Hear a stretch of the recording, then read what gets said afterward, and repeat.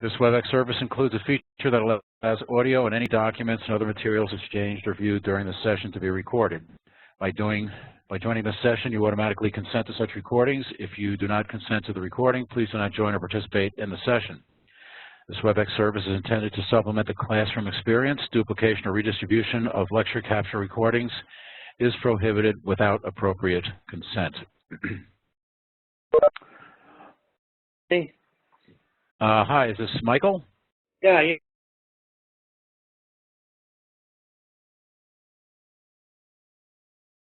Okay, Michael, yep, looks like you're on.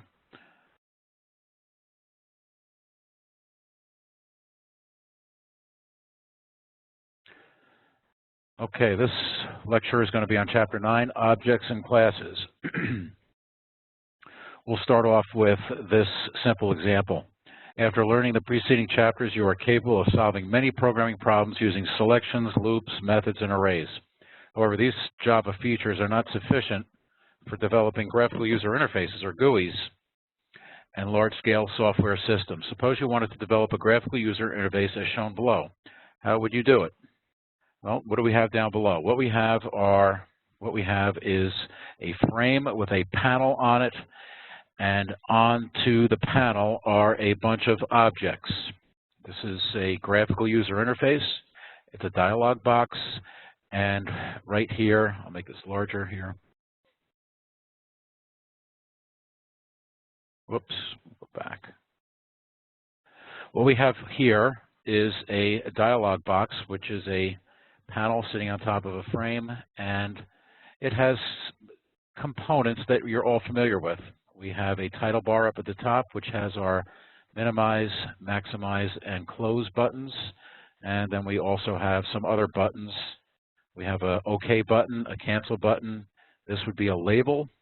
This is a text box, a checkbox, a radio button grouped with this radio button, and a drop-down. The reason that they're bringing this up now is because all of these items in this dialog box are objects, and they are objects created by classes. And classes can be thought of as a blueprint, or as a menu, or not a menu, maybe a recipe in which you could create objects.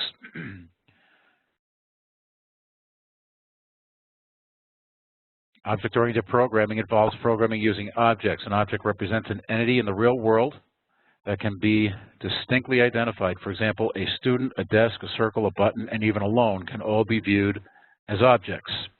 An object has a unique identity, state, and behavior. The state of an object consists of a set of data fields, also known as properties, with their current values. The behavior of an object is defined by a set of methods. Here is a diagram in which we can express the components of a particular class. We'll use a circle as an example. This box here identifies that this class is called a circle. Now, as we said before, a class has data fields, which are properties, and we also have methods, actions done with this particular object. So a circle class has a data field of radius. After all, if you know the radius of a circle, well, you can go ahead and create a circle.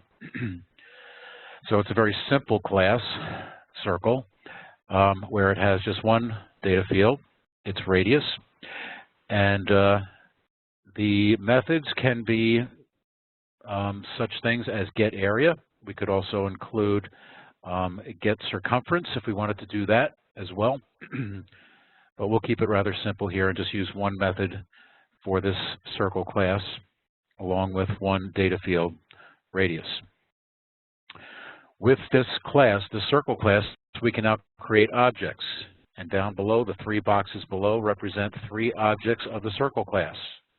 Circle object 1, and this has a particular radius, a radius of 10. Circle object 2 has another distinct data field. The radius value there is 25. And the third circle object has a radius of 125. It has both a state and a behavior. The state defines the object, such as the radius, and the behavior defines what the object does. In this particular case, these objects, we can create areas by invoking the getArea method. Classes are constructs that define objects of the same type. A Java class uses variables to define data fields and methods to define behaviors. Additionally, a class provides a special type of method known as a constructor, which are invoked to construct objects from that class. Here is the circle class written in code. We have the circle class, which starts here and ends down below. And we have one data field. Here's a comment that says the radius of the circle, and the radius is of type double, and it's initialized to 1. Next in this class is a constructor. Whoops, we need to go back. This is a constructor. It has the same name as the class with nothing in front of it. There is no return type. There is no modifier. It is just circle. And it has an open and closed paren, which means it receives no arguments. So it's a no-arg constructor, and it has a quick open and close curly brace. So this will create a circle object. The next is another constructor, but this particular constructor receives a new radius of type double. And you can assign new radius into the instance variable up above here with the new radius. The last method in this class is the getArea method, and all that does is calculate pi r squared, the radius times pi, and returns that from wherever it's getting called. So there is one data field, radius, and 3 methods. One is a no-arg constructor, the next one is a constructor with an argument, and the last is the getArea method. These are the UML diagrams that represent the circle class. And up top is the name of the class, separated next by the data fields. In this case, there's only one. It's radius, and it is of the type double. And then here come the methods in the third section of this box, this UML diagram. The first indicates we have a no-arg constructor. The second one indicates we have a constructor with a new radius. And then the third is a getArea method, which will return a double. Here are 3 boxes that represent 3 objects. Circle 1 of the type circle that has a radius of 1. Circle 2 object, which is of the type circle, and it has a radius of 25. And circle 3, which is of the type circle, and it also has a new radius of 125. So these are the UML notations for the objects, and this is the UML notation for the class diagram. Let's go through an example, defining classes and creating objects. The objective, demonstrate creating objects, accessing data, and using methods. Note you can put 2 classes into one file, but only one class in the file can be a public class. Furthermore, the public class must have the same name as the file name. Therefore, the file name is testsimplecircle.java since testsimplecircle is public. Let's take a quick look at testsimplecircle.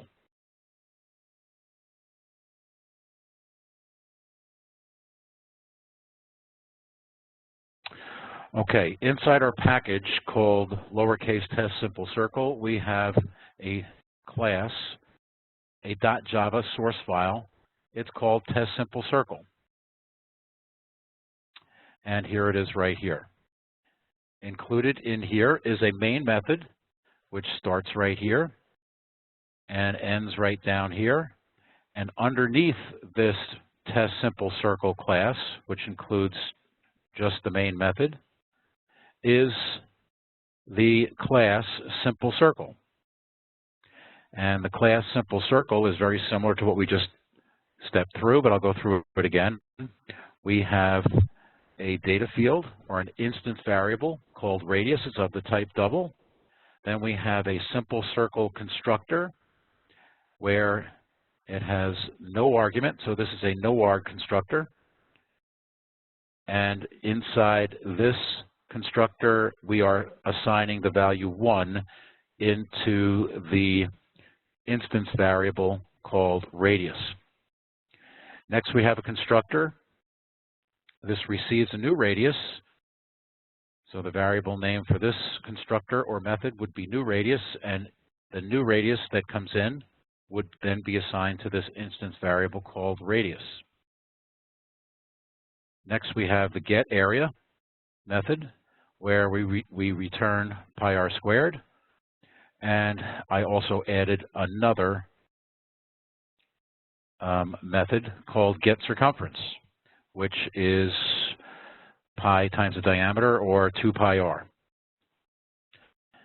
And then the last is what's known as a setter. It's called set radius, in which you can now go ahead and change the radius to a new radius for a particular object using the new radius method, a new radius variable, and assign that into the instance variable radius identified up here. So there's your simple circle class with its data field of radius and its constructors and methods. Now we'll look at the test simple circle main method. First thing that we do is we create a circle object. It's of the type simple circle, and the simple circle class is down below, and it is going to invoke the no-arg constructor. So this statement right here will come down to this simple circle class. It's using the no-arg constructor, so in this case we're going to assign the instance variable radius to be 1. Now we've created a circle. It's a circle object located in the heap somewhere else in storage. And now once we've created this circle object called circle1, which is a reference variable, it's a pointer pointing over to the area in the heap that has the object, now we can go ahead and we have the data field radius, which was assigned 1, and we also have all those instance methods, the get area, the get circumference methods available to us for this particular object. First thing that we do is we put out to the console the area of the circle of radius. Now, in order to reference that particular object's radius, that instance variable, you need to precede it with the reference variable name, circle1.radius. And that will get replaced with 1, and it'll say the area of the circle of radius 1 concatenated with is, concatenated with now the results of this instance method call, and we need to precede the instance method with the reference variable name, circle1, and it will go ahead and get the area of radius 1 and return that there. And you can see right here that the results are the area of circle of radius 1 is 3.14, etc. Now we're going to create another circle object. This one will have a reference variable name of circle2. And in this particular case, we are going to use the new keyword, which is what creates the object. And we're going to use the constructor that does receive a new radius. This will pass a value of 25 to that constructor. So we're passing a radius, so we will not use the no-arg constructor here. We're going to use this constructor that receives a new radius of 25. So 25 now gets assigned into the instance variable for circle2. Now we come up above here and circle the area of circle 2 of radius of the circle of radius, and now circle2.radius, which is 25, concatenated with is, concatenated with circle 2's get area. And in that case, we're going to get this output, which is radius 25, and the area is going to be 1963 and change. The next set of instructions creates another circle object of the type simple circle, and it in fact will pass a new radius of 125. And this essentially does the same thing. The area of circle of radius circle 3 dot radius, so that's going to be 125 is, and now we're going to invoke the instance method for the circle 3, the get area, and that will calculate the get area for a circle of 125, and that's 49,000. Now what we're going to do is we're going to invoke the, we are going to change the name, or I'm sorry, we're going to change the value of the radius of circle 2. And you can do that by referencing the reference variable name, circle2 dot radius, and assign it 100. And now we can print out the area of the circle of radius circle2 dot radius, and you'll see now down here it's been changed to 100. And the get area method will now calculate the new area for circle 2, and circle 2's new area is going to be 31,415 and change. Now we're going to modify the circle. We're going to let's see, what are we doing here? We're going to go ahead and set the radius instead of just assigning the 100 like we did in the previous set of statements. We're going to invoke the set radius method on, it's an instance method for circle 2, and we're going to set the radius to be 1,000. And now we can go ahead and print out the circle 2's radius of 1,000 down below, and its area is going to be calculated using the get area instance method for the circle 2 object, and we're going to get that calculated area for the new circle with the same object with the new radius that was set by the set radius method.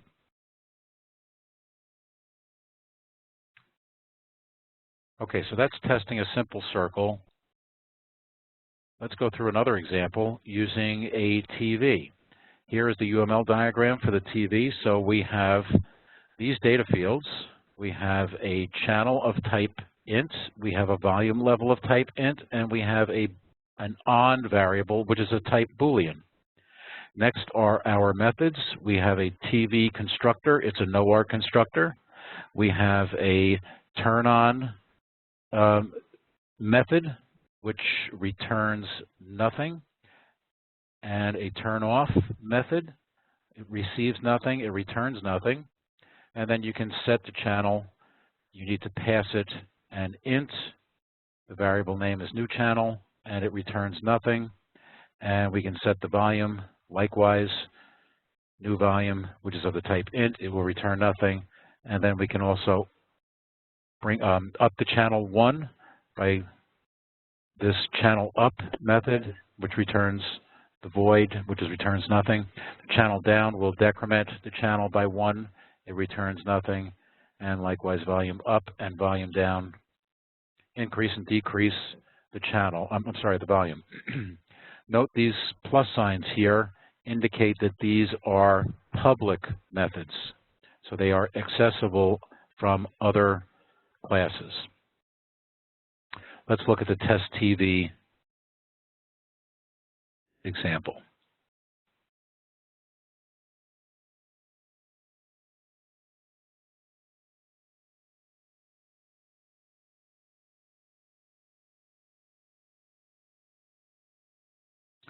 Okay, in this particular case, we have a tv.java file right here, and we also have a testtv.java file.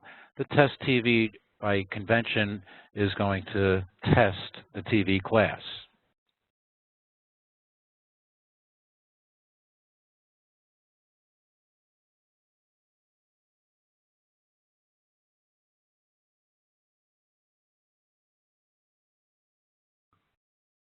All right, so we have, let's look at the TV.java first. First thing we're going to look at is the declaration of the class, and it's public class TV, and the class begins here and ends all the way down here. And the first thing that we have are the data fields, where, as per the UML diagram, we have the channel variable. It's of type int, and it's initialized to 1. These are all considered instance variables. Next is the volume level. That's of the type int, and it's also initialized to 1. And then thirdly, we have the on variable. It's of type Boolean, and we initialize it to be false. Next, we have our noArg constructor that will create a TV object if you pass no parameter to it. And then we have some methods here. We have the turn on method, which will turn the TV on. So in this particular case, it'll take the Boolean and turn it from false to true. And the turn off method will take the Boolean on and flip it to false. And then the set channel receives a new channel. And in this method, it asks first to see if the TV is on, and if it's on and the channel is greater than or equal to 1, and the new channel is less than 100 or equal to 120, then we can go ahead and take the new channel that's being passed into this method and assign it into the instance variable channel up above. Sorry about this. My mouse is bouncing this around. It's very sensitive. Okay, so there's our set channel. Next is our set volume, and essentially does the same thing. It gets a newly passed volume level, and it tests to see if the TV is on, and the new volume is greater than or equal to 1, and the new volume is less than or equal to 7. So that's the range in which you can pass a new volume level. And if in fact it is, then we will take the new volume and we will assign it into the instance variable called volume level. The next method is the channel up, and that just says if the TV is on and the channel is less than 120, then we can increment the channel by 1. The channel down says if the TV is on and the channel is greater than 1, well, then we can decrement channel by 1. Volume up, same concept. If the TV is on and the volume is less than 7, then we can bump it up by 1. And then lastly, the volume down method asks if the TV is on and the volume level is greater than 1, then we can decrement the volume level by 1. So that's our TV class. Let's look at the test TV that will test that class. First thing that's being done is we're creating a TV object. The reference variable name is TV1, and the new keyword will create the object. Now that the object has been created, it's a noArg constructor, so it just creates the TV. Now we can turn the TV on using the turn on method, and over here in the turn on method, we'll flip the Boolean on to be true. Now we're going to set the channel for this TV1 object to 30. So I'll invoke the set method for this instance TV1, and then I'm going to invoke the set volume method of this TV1 object and set it to 3. I'll create another TV object called TV2 of the type TV. I'll turn that TV on using the turn on method, and then I will increment the channel. I'll increase it by 1 using the channel up, and if we look at the TV class, you'll see that When we create the object, the channel is 1 and the volume level is 1 by default, and the TV is off. So when we create this second object of type TV, its reference variable name is TV2, the channel up method will go ahead and add 1 to 1 and make the new channel 2. The channel up will take 2 and now increment it by 1 and make it 3. And then volume up, it'll take the default, which was 1, and add 1 to it and make it 2. Let's run this. And you can see that the output now, when we do our output, says TV1's channel is TV1.channel, and that is 30 that we set up here. And the volume level is TV1.volume level, and the volume level is 3. So that's the first output. For the second object that we created, the TV2's channel is TV2.channel, so that's going to be 3. We incremented it twice, and then we bumped the volume level up once, so the TV2's volume is TV2.volume level. And you'll see it is 2 down below. The key concept here is, in order for you to reference the instance variables for each of those objects, you need to precede the variable name with the reference variable name TV2, TV1, and then the data field or the instance variable names comes afterward. And likewise, if you want to invoke the methods for those objects, you have to precede the method name with the reference variable name for each particular object. So there's your TV class and how it gets implemented. Now we're going to go ahead and go through how the constructors are put together. Constructors are special kinds of methods that are invoked to construct objects, which we just did with the TV with the circle. In this case, we have a NOR constructor, and it has an empty body. And in this case, we have an argument getting passed to this circle constructor. And in this case, we are assigning the new radius into the data field, the instance variable name radius.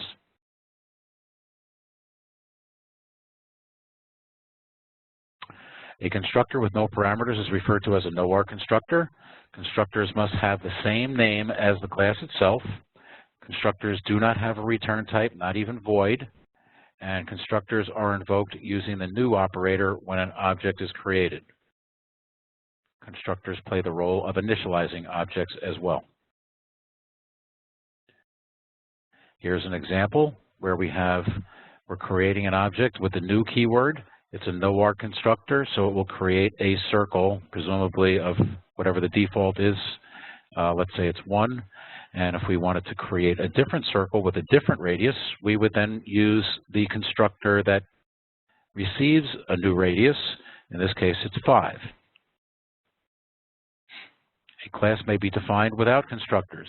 In this case, a NOR constructor with an empty body is implicitly defined in the class. This constructor is called a default constructor, and it's provided automatically only if no constructors are explicitly defined in the class. That's a default constructor. This is a bit of a review, but it's good to go over it again. To reference an object, assign the object to a reference variable. To declare a reference variable, you use the class name object reference variable. The example down here is circle is the class name, and the reference variable name is myCircle. And you can create a statement of this format where you have the class name called circle, the reference variable name is called myCircle, and the new keyword creates the object, and we are invoking the NOR constructor to create the object. Okay, to access objects members, you need to preface the data field name with the reference variable name. For example, Once we create the MyCircle object, we now need to preface the radius variable name, the instance variable, with the reference variable name, MyCircle. Likewise, for invoking the object's methods, you need to go ahead and preface it with the reference variable name and then the instance method, in this case, getArea. I'm going to skip over the trace. We've kind of done that already.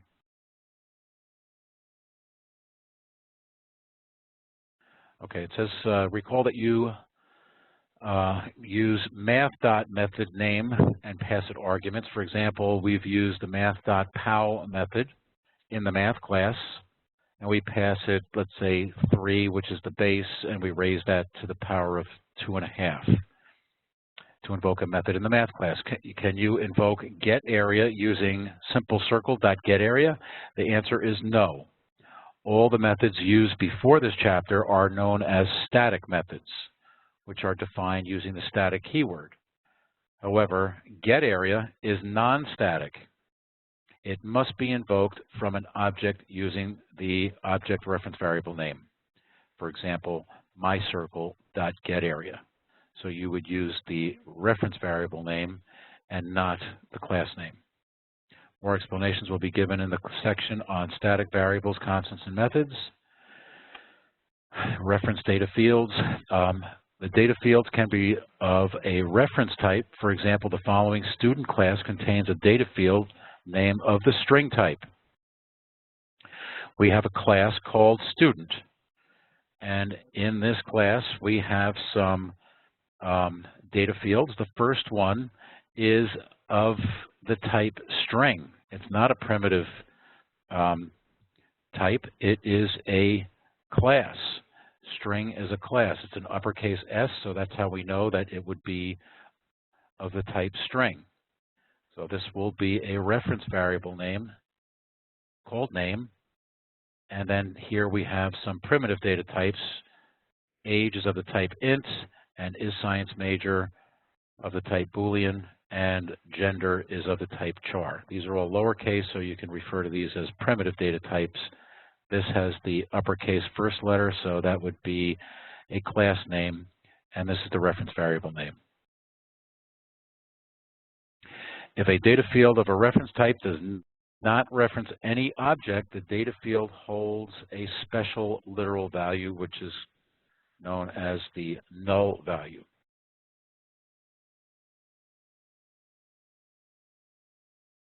Okay, the default value for a data field. The default value of a data field is null for a reference type, 0 for a numeric type, false for a Boolean, and the Unicode zeros for a char type. However, Java assigns no default value to a local variable inside a method. So we have a class called test, and inside here we have a method. A main method starts here and ends here. So in this case, these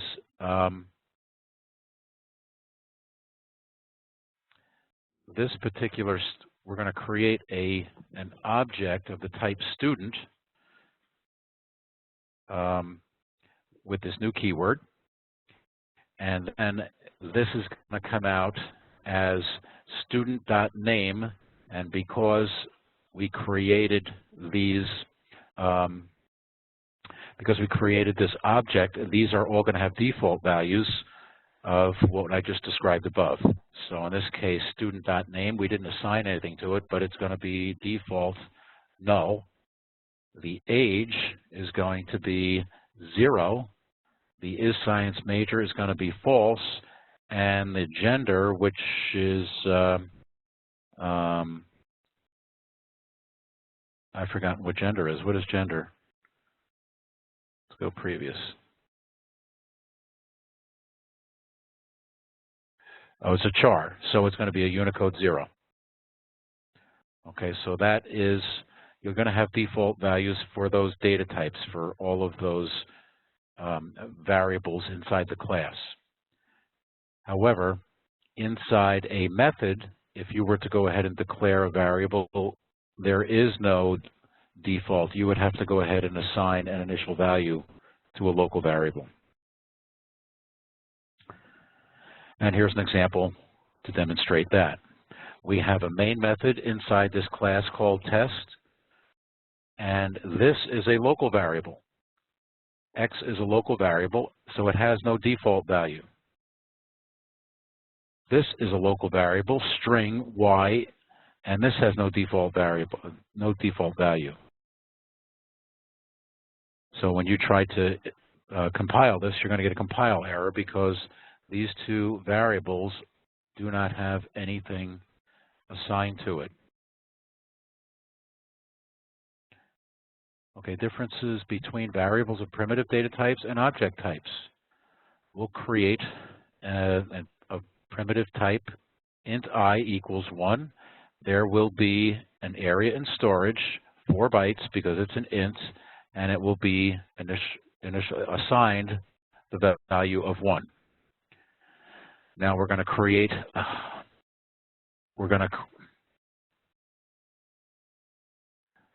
don't know what's going on with my mouse, but it's not cooperating. Now we're going to go ahead and create a circle object. The reference variable name is C, so that means that there's an area in storage that points over to where the circle object resides in the heap, and that circle object is going to have its data field set to 1, and it also has some instance methods available to it as well.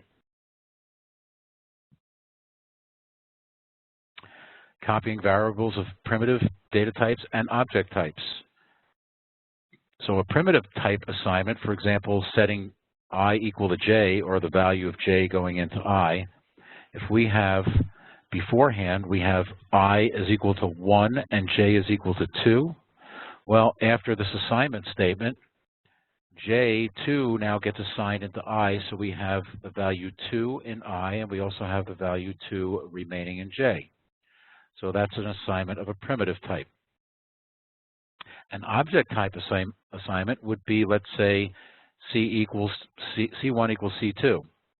Well, before this assignment, we have C1, which is a reference type, so it's now pointing to another area in storage where the object of the type circle resides, which has a radius of 5, and C2 is pointing to yet a different object in the heap, which has a radius of 9. After the assignment, what happens is C1, which was pointing to this object, is now going to get the new value of C2, and now C1 is no longer pointing to this C1 circle object. It's now pointing to the second C2, this should be lowercase, C2 pointing to here. Now we have two reference variables, C1 and C2, both pointing to this C2 circle object of radius 9, and nothing pointing to this first circle object. So that's the difference between an assignment statement using primitive types as opposed to an assignment where you are assigning object types. As shown in the previous figure, after the assignment statement C1 equals C2, C1 points to the same object referenced by C2. The object previously referenced by C1 is no longer referenced. It's kind of just sitting out in space without any pointers to it. This object is known as garbage because it has no pointers to it. Garbage is automatically collected by the Java virtual machine. So that will clean up that area in storage and free it up for use at a later time. If you know that an object is no longer needed, you can explicitly assign null to the reference variable for the object, and the Java virtual machine will automatically collect the space if the object is not referenced by any other variable. Okay, dates are very often used in many programs, so there is a date class that you can use. Java provides a system-independent encapsulation of a date and time in the java.util.date class. You can use the date class to create an instance for the current date and time and use its toString method. to return the date and time as a string. Here is the date class. It's located over in this library, the java.util package, and the plus sign indicates it is a public modifier, so it can be accessible from elsewhere, from outside this class.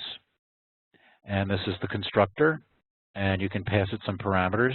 And then here are its instance methods: a toString method, the get time, and the set time. These are known as getters and setters, and it will return these values. If you wanted to go get the time, the date and time, and print it out, all you need to do is reference this class in this java.util path, create it using the new keyword, pass it the NOAR constructor, and it will, then you need to go ahead and once you've created this date object, this lowercase date object, now you can reference its toString instance method, making sure that you preface it with the reference variable date, and it will print out the current date and in this format. We've been using the random methods up until now. You've used the math.random method to obtain a random double value between 0.0 and 1.0, excluding obviously 1.0. A more useful random number generator is provided in the java.util random class. And here is the UML diagram for the random class. We have a random NOAR constructor, and then we also have a random constructor that receives a seed of the type long. And then there's a nextInt method, next long, next double, next float, and next Boolean to return all those different types. Here's some code. If two random objects have the same seed, they will generate identical sequences of numbers. For example, the following code creates two random objects with the same seed 3. We're going to create a random object called random1. It's of the type random with this new keyword, and we're going to pass it a seed. It's an arbitrary value. We'll just say 3. Now we're going to print out from random1, and now we're going to do a quick loop, and we're going to do for I going from 0 to 10, so we're going to loop 10 times, incrementing I by 1, and we're going to print out these random1.nextInt, and it will go ahead and print random numbers between 0 and 999, followed by a space, and it will do that 10 times. Then we're going to create another random object. Its reference variable name is random2. We're passing it the same seed as above. So now we'll print out from random2. We'll do the same for loop. We'll go 10 times, and we'll print out random2.nextInt from 0 to 999. And you'll see that you will generate the same sequence of random integers between 0 and 999 for each for loop, because you used the random seed of 3 being passed each time. Okay, Java has a convenient point2D class in the JavaFX.geometry package for representing a point in a two-dimensional plane. We've got the UML diagram, which says here's the point2D class, here's where its location is, and we have a constructor here, a point2D constructor, where you're going to get an X value of type double and a Y value of type double. Then you can use these methods here, the distance method, with these parameters, and it will return back a double, and a distance where you can feed it a point, and it will return back a double, and a get X and a get Y. Those are getter methods, and then also a toString instance method that will return a string. Let's look at point2D.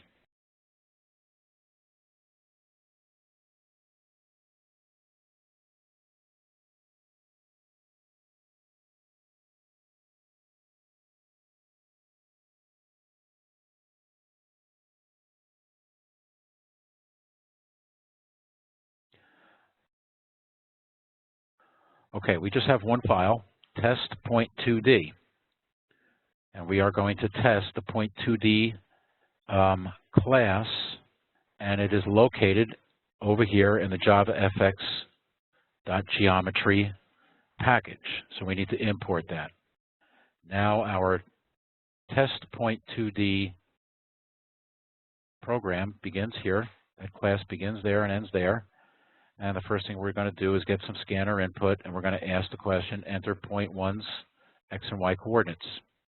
We will get the x and y coordinates using the next double method from the scanner class on this object called input. Let's run that so we can see the output. All right, I'm going to put the first point's x and y coordinate to be 0, space 0.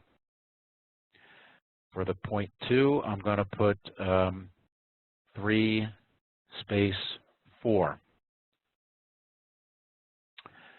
The output, let me move this down so we can see this.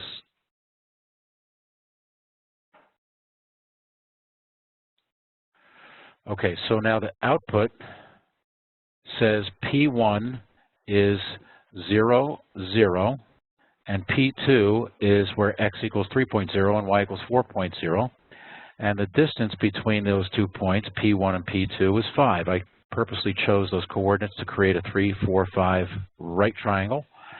And it calculated the distance between, or the hypotenuse, to be 5.0. And then I reversed the 2 points, P2 and P1, and I have now the same hypotenuse, length being 5.0. So let's just see how that code was written. I get my 4 coordinates, x1 and y1, x2 and y2. Now I'm going to create an object P1 of the type .2d. I can access this because I've imported it, and it's going to use the constructor that receives 2 coordinates, x1 and y1. I'm now going to create another object called P2 of the type .2d. I am passing it x2 and y2. So I've created 2 points, P1 and P2. I used the toString method for P1 to put P1's coordinates out. I used the toString method on P2 to put P2's 2 coordinates out. And now I am going to use the distance method. So I'll use P1's object, its distance instance method, and pass it P2. And it will go ahead and calculate the distance from P1 to P2.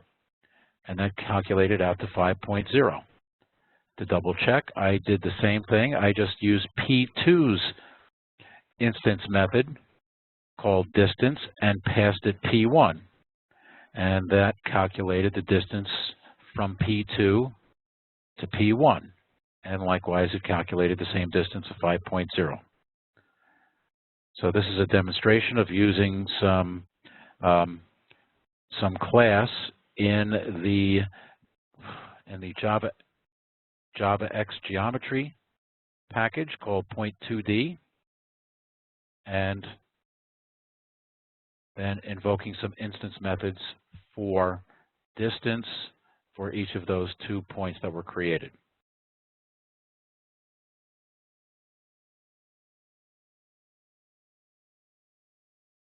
Okay, instance variables and methods. An instance variable belongs to a specific instance. You can think of radius. Okay, radius is an instance variable belonging to a particular circle object. Instance methods are invoked by an instance of the class.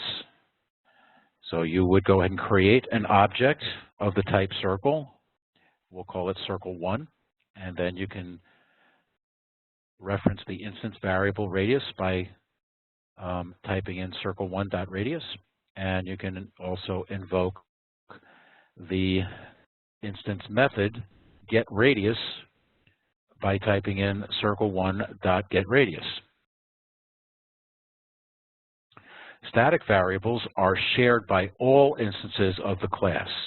Static methods are not tied to a specific object, and static constants are final variables shared by all instances of the class.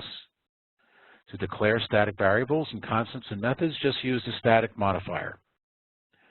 Here's the UML notation for a circle, and we have the circle class described in this UML notation. We have an instance variable called radius of type double. We also have a static variable called number of objects of the type int. A static variable is shared across all instances. There is not a separate and distinct variable for static variables for all the objects. Likewise, we have a get number of objects static method that will return an int, and we also have an instance method called getArea where it will return a double. The UML notation for static variables and methods is to underline them. So you see these underlines, that'll tell you it's a static variable. This is a static method. When we create a circle object, we're going to go ahead and create an object. It's going to have its own particular radius, an instance radius of, let's say, 1. And in this case, the number of objects will eventually be 2. The first one will create 1, and it's one area in storage. It's a static variable. And then when we create a second circle object called circle2, this has its different radius of 5. Now circle number of objects gets incremented to 2, but it's only in one area in storage. It's a static variable. The radius is an instance variable. Let's look at test circle with static members to get a better idea of how static variables and methods work.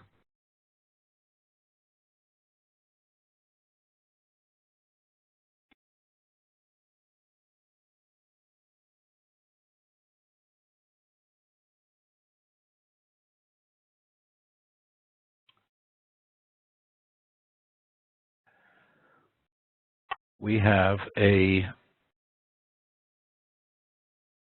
circle with static members, and it's right here. We've added some things to it, so this is a little different looking class from the just simple circle. This is circle with static members, and it has an instance variable called radius of type double, and it also has a static variable called number of objects. It is of the type int, and it's initialized to 0. Now we have a NOR constructor where when this gets invoked, we're going to set the radius to be equal to 1, and when we construct a circle with static members object, we're going to increment the number of objects by 1. And the static variable is initialized to 0, so if we use the NOR constructor, now we have the number of objects equaling 1. Here is another constructor, and this constructor receives a radius, a new radius, and new radius gets assigned into the instance variable when this constructor gets invoked, and likewise it will also increment the number of objects, the static variable number of objects. We also have a static method called getNumberOfObjects, which returns the number of objects. And we also have an instance method called getArea, which returns the calculation of pi r squared. So that's the structure of our class called circle with static members. Over here in our test class, we have a main method. That's it.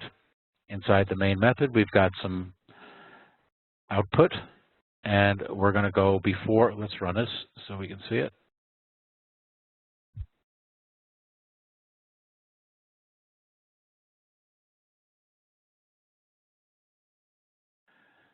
Before creating objects, gets printed out down here. The number of circle objects is, and we're going to concatenate that with circle with static members dot number of objects. Okay, and that's going to be 0. Circle with static members dot number of objects you come to the class name circle with static members, and the number of objects by its initial value is going to be 0.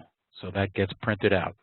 Note that with static variables, we need to preface that variable name with the class name, circle with static members. Now we're going to create a new object called C1. It's going to be of the type circle with static members, and we're passing it no argument. So that will go over here and invoke this particular constructor, where we set the radius equal to 1, and we increment the number of objects to be now 0 to 1. We print out, after creating C1, C1's radius. Now we need to reference C1's radius using the reference variable name preceding the instance variable name. So we have C1.radius, and you'll see after creating C1, C1's radius is 1, and the number of circle objects we concatenate with that C1.number of objects, and we have the number of circle objects is equal to 1. Now we're going to create another object of the type circle with static members. We're passing it an argument of 5. It will now go to this constructor, assign new radius equal to radius. So 5 is now going to be in the instance variable for this particular circle object. And at that time, we're also going to increment the number of objects created to now be 2.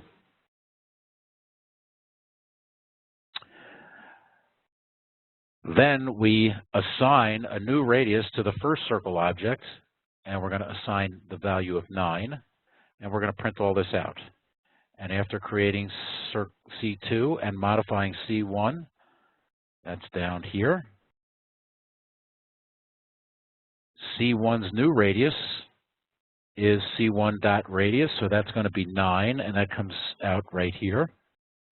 And the number of circle objects is now 2. And I'm referencing C1.circle number of objects, and that was incremented to 2. And now what are we doing here? C2's radius is C2.radius. Okay, that's now going to be 5. And the number of circle objects is C2.number of objects. Okay, so that's now showing you how you can use static modifiers for your methods and also for your variables.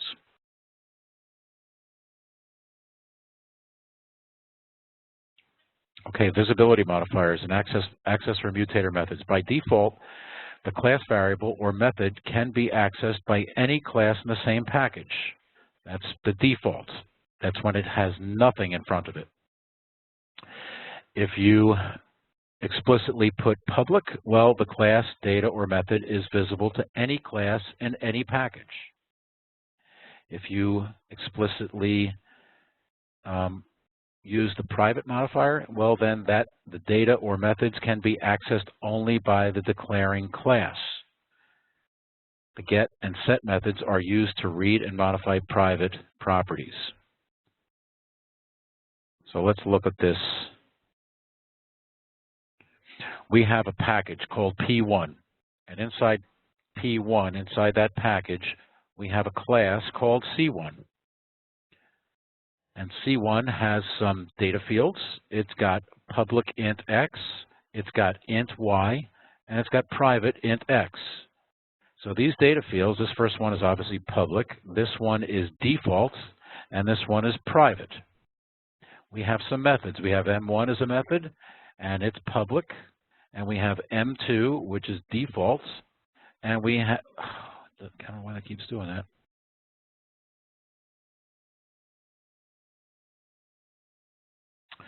All right, so so we have M1, which is public. We have M2, which is default, and we have M3, which is private. All right, so that's our class C1 located in package P1. Over here, inside the same package, we have another class called C2. And this has a method called a method. And now we're going to try and create an object O of the type C1. We're using the new keyword, and we're going to use C1's NOR constructor. Now we can access O.x because x is declared as public. So it can be visible from any other class in any other package. We can access O.y over here because it is declared default, which means you have access to it within the same package. We cannot access O.z because z is declared as private, and you can only have visibility from within the same class, C1, when it's declared private. So C2 has no visibility to O.z. We can invoke O.m1 because M1 is declared public. Its visibility is across all classes and packages. We can invoke O.m2 because it is default and we are both in the same package, P1. However, we cannot invoke O.m3 because M3's method is declared as private, where the visibility is only from within this particular class, C1. Now we have another package called P2, and P2 has a class called C3 in it and a method called a method. We create an object of type C1, and we can do that because it's public. And this object called O, we can now access O.x because x is public. We cannot access O.y because O.y, y over here, is declared as default, and therefore its visibility is from within the package, and this package is P1 and this is P2, so it cannot access O.y, and it also cannot access O.z because z is declared as private from within this class. Looking at the methods, O.m1 can be invoked because M1 is declared as public. It cannot invoke O.m2 because M2 is declared as void, and we are in a different package, P2, as opposed to P1.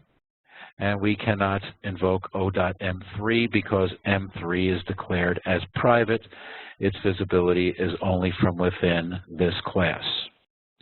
Down below, we have package P1, where we have a class called C1. This is by default. Now we have another class called C2 inside the same package P1. We can access C1 because its modifier is default, which means it's visible from within the same package, P1. However, over here in package P2, public class C3 cannot access C1 because C1 is default and its visibility is within the package P1, and we're over here in P2, package P2. We can access C2 from here because C2 is declared as public. The private modifier restricts access to within a class. The default modifier restricts access to within a package, and the public modifier enables unrestricted access. An object cannot access its private members as shown in B. It is okay, however, if the object is declared in its own class as shown in A.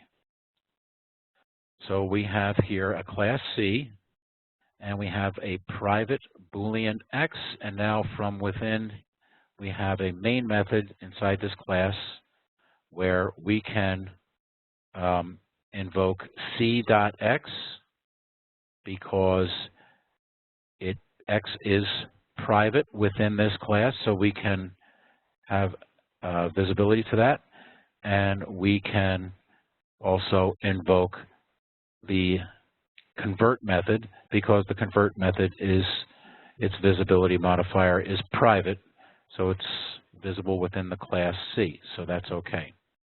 It says over here this is wrong because X and convert are private in class C. So over here in this class called test, we cannot access C.X or C.convert because X is private and convert is also private.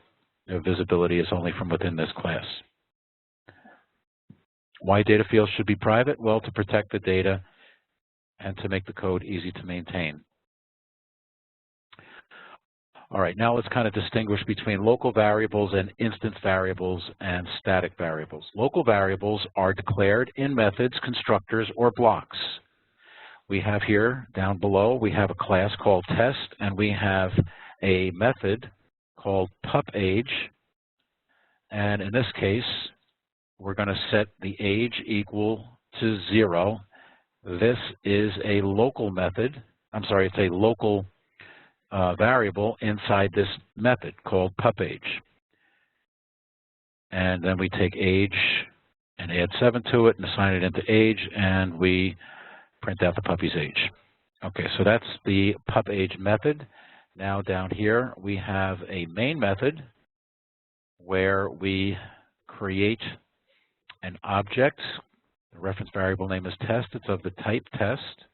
And we create a new object, and we invoke now the pupAge method on this object. And so this will print out the puppy's age is 7. So now that we understand this class, the local variables are declared in methods, constructors, or blocks. So this is a local variable, age. Local variables are created when the method, constructor, or block is entered, and the variable will be destroyed once it exits the method, constructor, or block. We've already been exposed to that with the activation records over in the stack. Access modifiers cannot be used for local variables, so you cannot make them private or public for local variables. Local variables are visible only within the declared method, constructor, or block, and it is from the point of declaration to the end of the block. Local variables are implemented at the stack level internally, which we discussed.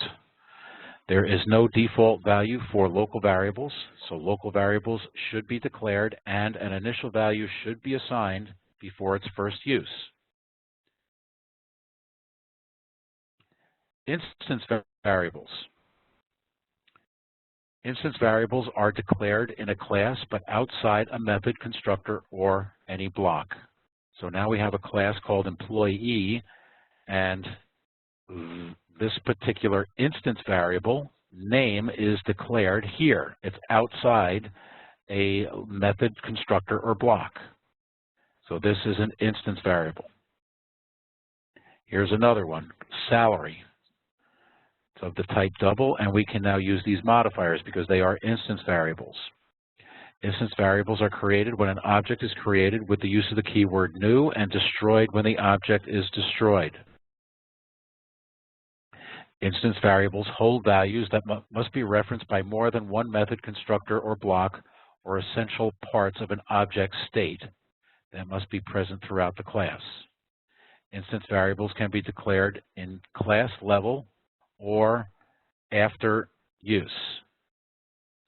So what that's basically saying is you can declare this anywhere, and it will then have you can then have visibility to that. Access modifiers can be can be given for instance variables, which we've done up here, such as public and private. The instance variables are visible for all methods, constructors, and blocks in the class. Normally, it is recommended to make these variables private. However, visibility for subclasses can be given for these variables with the use of the access modifiers. Instance variables have default values. For numbers, the default is 0. For Booleans, it's false. And for object references, it's null. Values can be assigned during the declaration or within the constructor. We've kind of done all of that already. Instance variables can be accessed directly by calling the variable name inside the class. However, with static methods and different class, when instance variables are given accessibility, should be called using the fully qualified name, which is the object reference variable name followed by the variable name.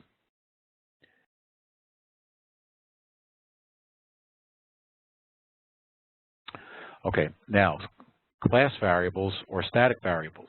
Class variables, also known as static variables, are declared with the static keyword in a class, but outside a method, constructor, or block. The example down below is your employee class has a private static double salary. So this is a static variable. It's also known as a class variable. Keeping in mind that static variable, there's only one occurrence of a static variable. There aren't multiple occurrences across all of the objects. There would only be one copy of each class variable per class, regardless of how many objects are created from it.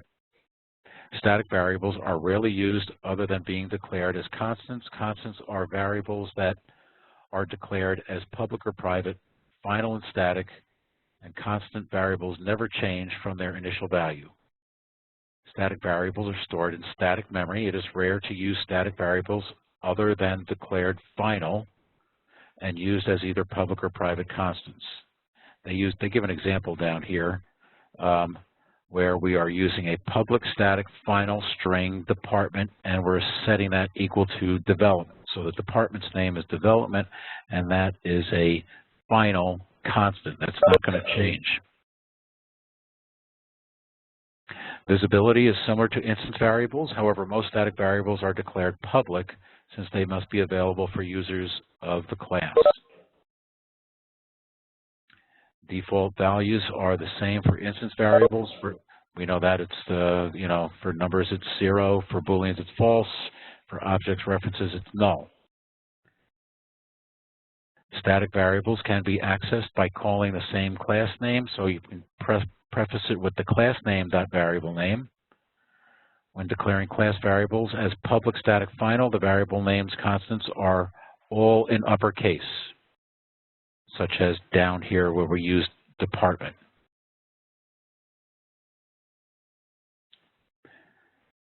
Example of data field encapsulation. We're back to our circle class now where we have an instance variable.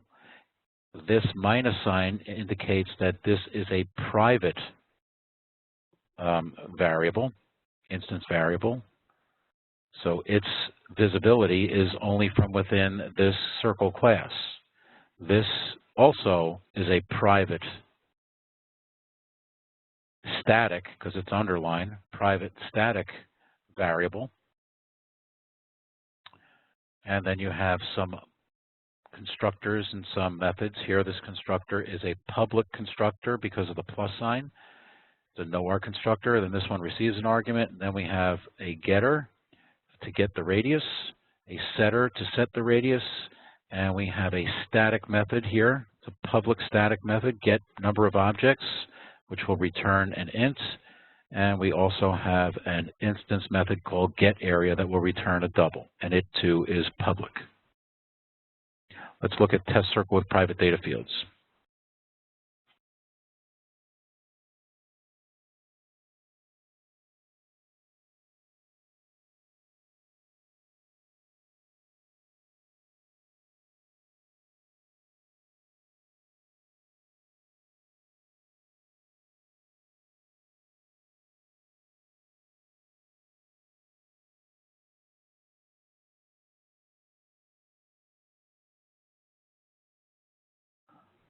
All right, we have a circle with private data fields, and this is our class.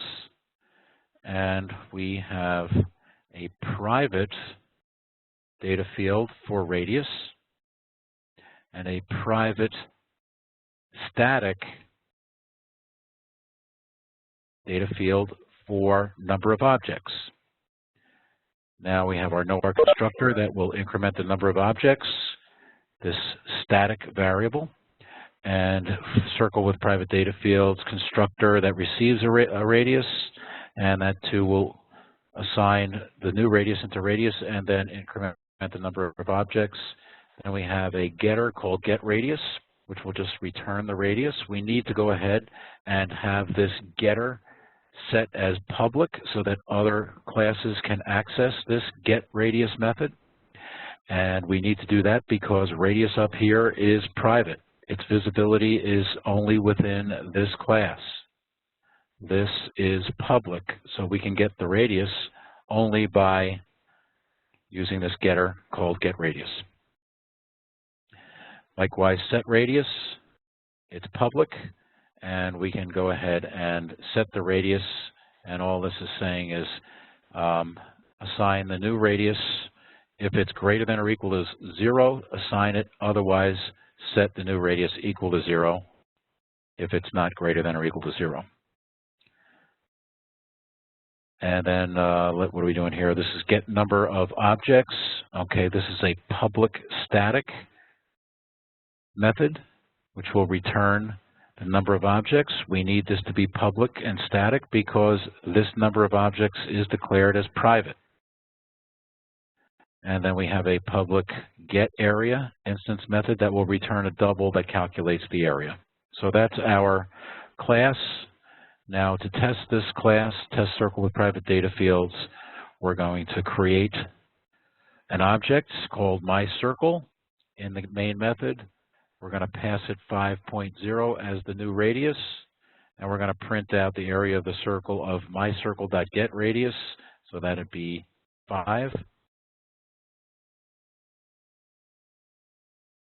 The area of circle of radius 5, and then it calculates the getArea, the instance method getArea for the myCircle object.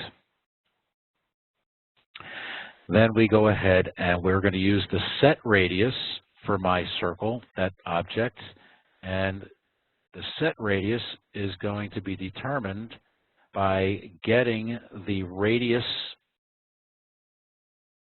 over here, the getRadius. What is the radius? It's 1, okay? And we're going to use the getRadius, which will return 1 over here. And we're going to take getRadius, which will return a 1, times 1.1. And, for myCircle, we set it equal to 5. So this is going to be 5. We used the argument, the constructor that received an argument. So myCircle has a radius of 5, and we are now going to multiply 5 times 1.1, getting 5.5, and 5.5 is what's going to be used as an argument to the setRadius instance method for this myCircle object. We print that out, and now the area of the circle of radius 5.5 is going to be this newly calculated area.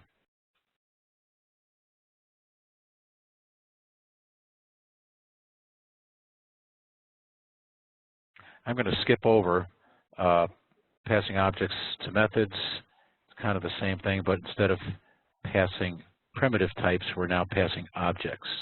And you can follow that in your own spare time. And I'll also skip over the total area. Immutable objects and classes. If the contents of an object cannot be changed once its object is created, the object is called an immutable object, and its class is called an immutable class. If you delete the set method in the circle class, the class would be immutable because radius is private and cannot be changed without a set method. A class with all private data fields and without mutators, and mutators are set methods or setters, is not necessarily immutable. For example, the following class student has all private data fields and no mutators, but it is mutable.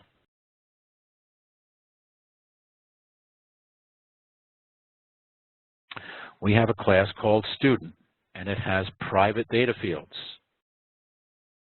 So one would think that this would be immutable, cannot be changed. There is no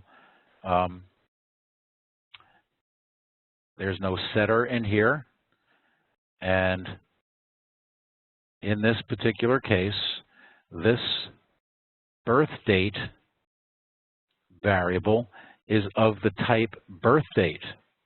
And over here in the birth date class, we have private data fields, but we have a public setter here to set the year, where it receives a new year, and we assign new year into the year instance variable for the birth date class. And therefore, this now, because I can set the new year, this now is no longer immutable. And you can do it down here using this main method in the test class to set the year to be 2010, and therefore this student class is not immutable.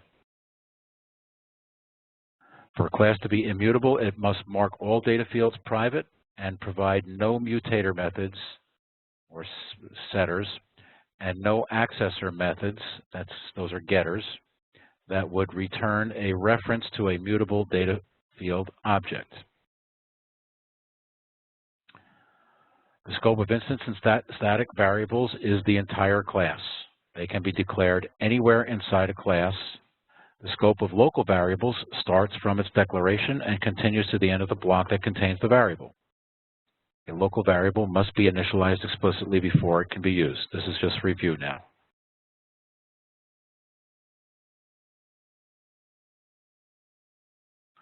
So here's an example where for the class circle, normally we would put the data fields at the top and the methods underneath. In this case, they reversed it. They put the data field radius on the bottom, and you can still gain access to that even though it's been declared down here after the find area method.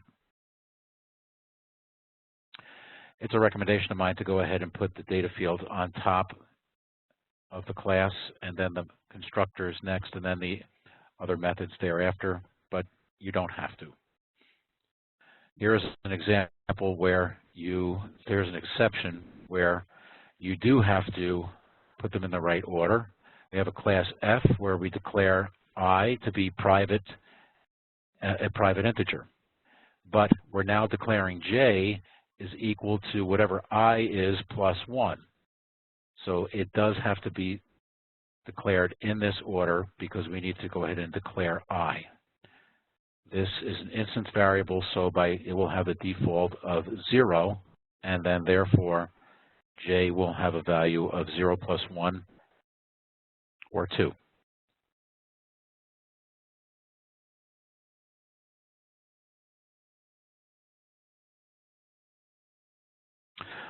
If a local variable has the same name as a class's variable, the local variable takes precedence, and the class variable with the same name is hidden. For example, in the following program, X is defined both as an instance variable and as a local variable in the method. We've got a class F, and we have two instance variables, private X equal to 0 and Y equal to 0 as well.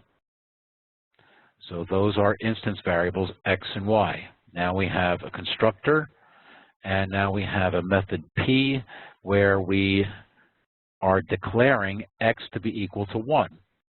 This is a local variable. Local variables are within methods. Instance variables are up here at the top of the class. If I want to print out X equals X, well, this local variable takes precedence, so we will print out 1 here as opposed to 0. This local variable x hides this instance variable x until this goes away. So when this method is completed, it will go away. Its activation record goes away inside the stack, and then what becomes visible now is the instance variable x.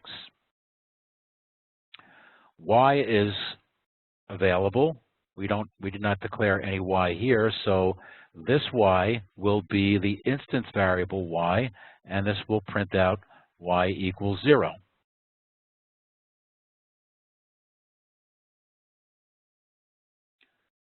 All right, the this keyword. The this keyword is the name of a reference that refers to an object itself. One common use of the this keyword is referencing the reference of class data's hidden fields, what we just kind of described. Another common use of the this keyword, did it again. Another common use of the this keyword is to enable a constructor to invoke another constructor of the same class. We'll go through some examples of this.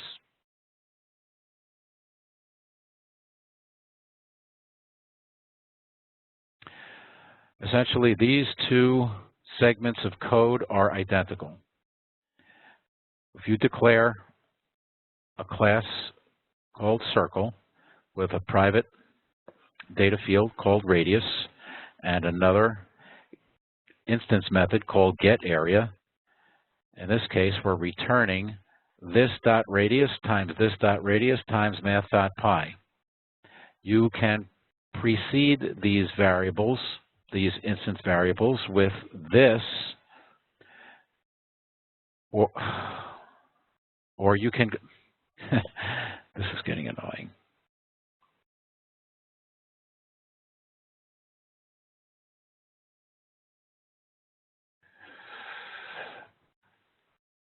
Okay, so this is inferred. Over here, it's the same code, except we're not referencing the this keyword. Likewise, down here in the toString method, we are returning radius concatenated with this.radius, concatenated with area, concatenated with this.getArea, which is the same as what we've seen before, which is returning radius concatenated with radius plus area concatenated with getArea. So these are equivalent. This can be explicitly coded or it can be implicitly done in that example. Now, referencing hidden data fields.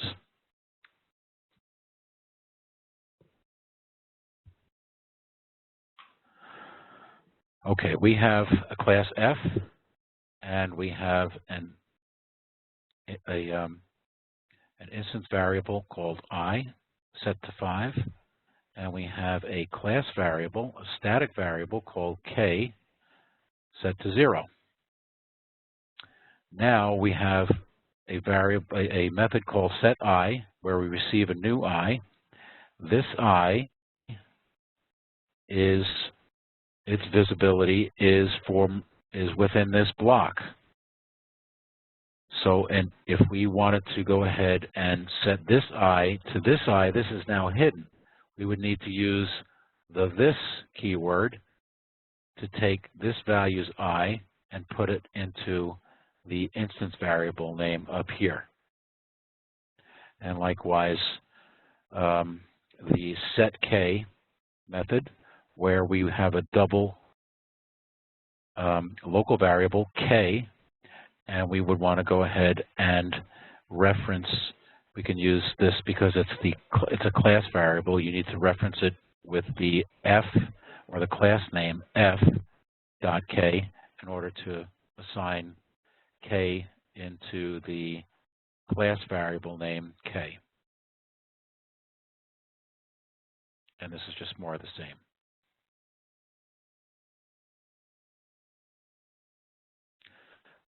This keyword can be used to invoke another constructor of the same class. For example, you can rewrite the circle class as follows. We have a circle class. We've got the instance variable radius. Now we have a constructor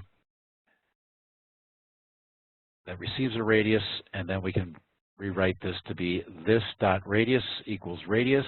This keyword is used to reference the hidden data field radius of the object being constructed. So we're using the same variable name here as up here. So this naturally would hide this variable, so we would need to assign radius into this dot radius.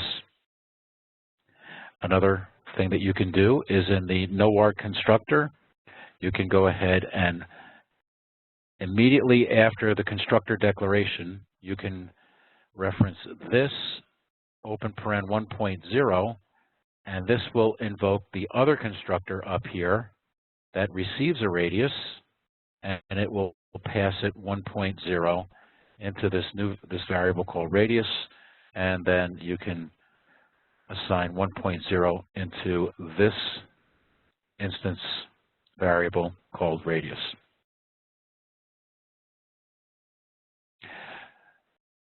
Java does require that the this arg list statement appear first in the constructor before any other executable statements. That's this right here. This has to appear immediately after this. All right, using this with a field. For example, the point class was written like this. We have a class called point, and we have two instance variables x and y initialized to 0. We've got a constructor where we are declaring a and b of type int, and then we can assign a into x and b into y. But it could have been rewritten like this, where we have the class point, where we have two instance variables x and y set to 0, and then this constructor having the same variable names x and y as up here. We would now need to assign these variables into this dot x and y into this dot y.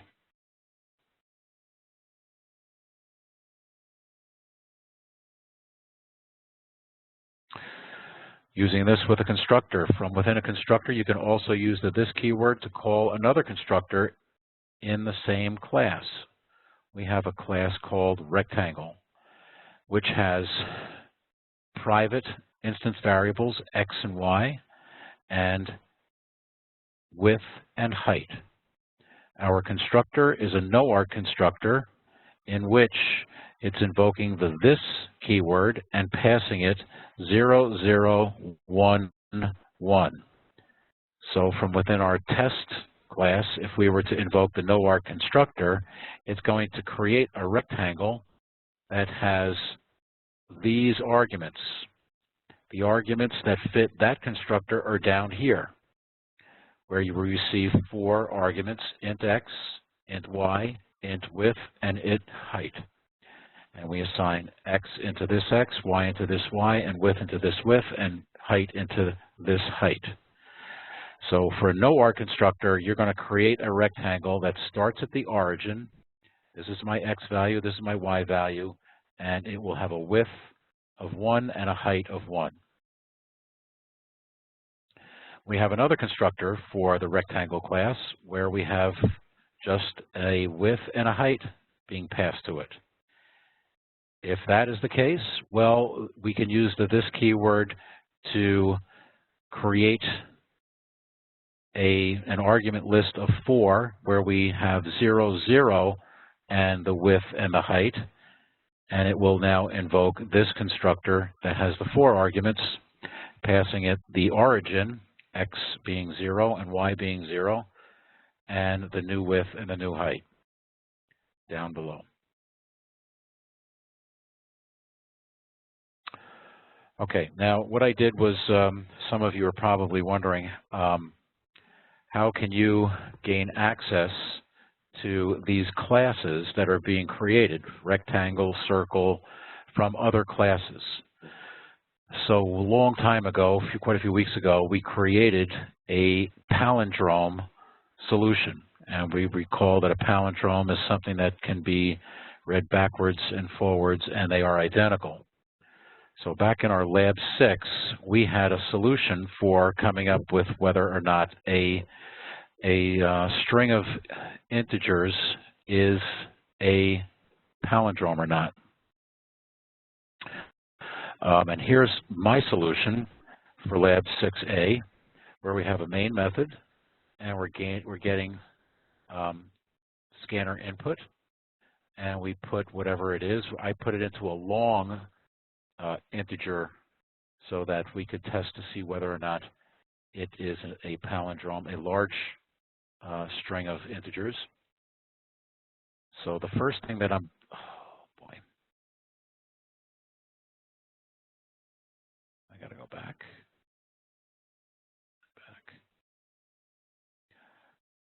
So first thing in my lab, I asked to make sure that the integer coming in from the console was valid. And what made it valid is if it was 10 or greater. So in my solution here, I check to see if the number coming in is less than 10. Well, it can be one of two invalid categories. It could be a single digit. If so, then I'm going to say is one digit. Please enter a positive multi-digit integer, and I get one from the console. And if it is not within this range, then it has to be negative. So that's where I give the message and say it is negative. Please enter a positive multi-digit integer, and I get it. Now, for my solution from this point forward, I have a multi-digit positive input coming in. And I test that number, passing it to the isPalindrome method. The isPalindrome method is down here, and it takes the number and passes it to the reverse method, which is down here. And this is that technique I showed you where you can go ahead and reverse the number.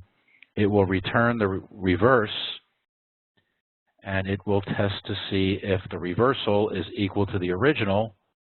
And this is a Boolean, and it will either return true or false. So from the isPalindrome method, this is going to get evaluated to true or false. And if it is true, then I just print out the number is a palindrome. Otherwise, the number is not a palindrome.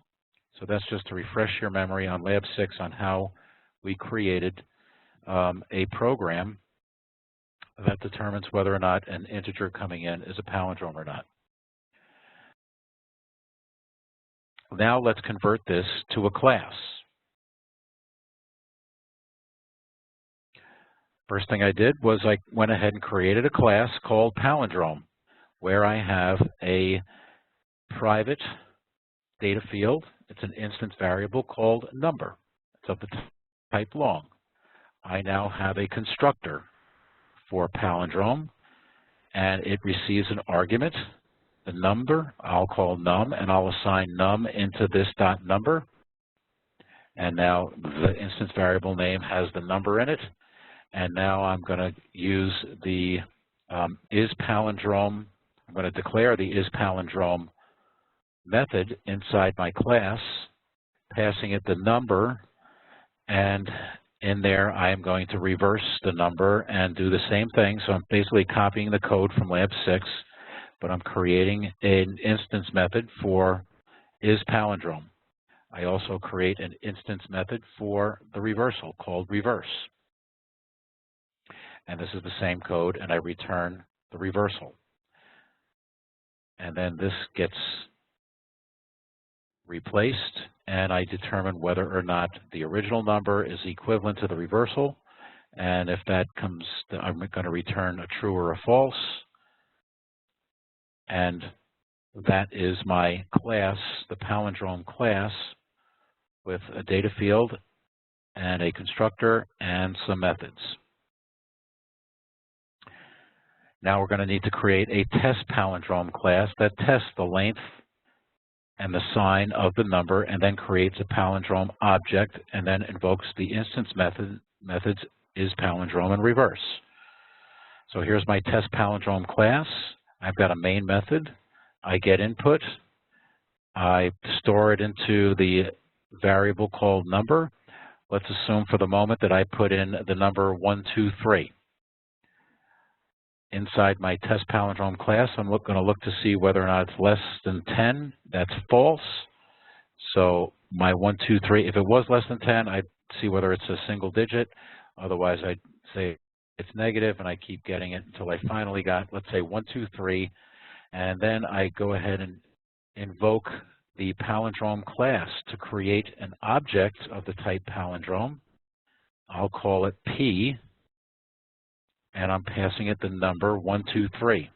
So now I've created the object called P, and I can reference the isPalindrome instance method, passing it number by preceding it with the reference variable name P, and that will go ahead and invoke the reversal, pass it back, true or false, and it comes back here, and it will say, this essentially will be false because 123 is going to come back as not a palindrome, and then it will come back and use the else clause and say the 123 is not a palindrome.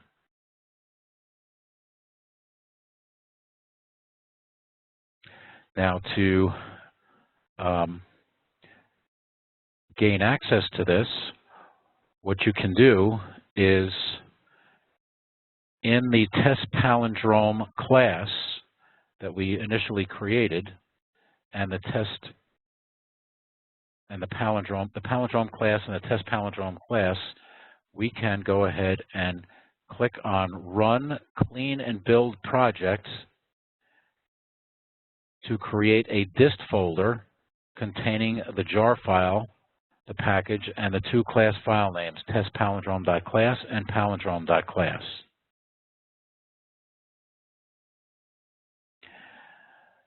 Then you need to right-click on the properties and add the jar file and import statement for the palindrome class and create another test2 palindrome class to test the class. So I created a test2 palindrome class right here, and I want to right-click on the libraries and add the jar from the first test palindrome class. And then this jar file will be included, which will contain the palindrome class and the test palindrome class.class inside. Now, what happened there? Oh, wow.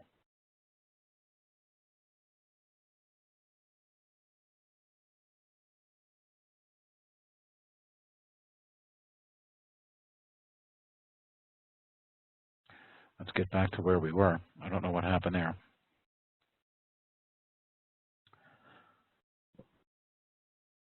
Okay, so now we have these two classes available to us inside our libraries.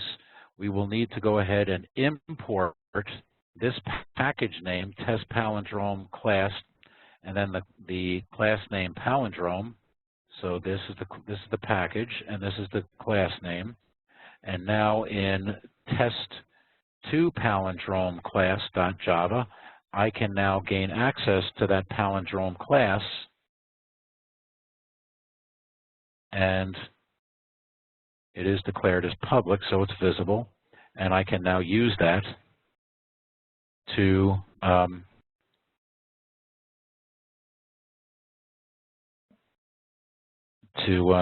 use something's going wrong here. I don't know what's going on with this. Okay.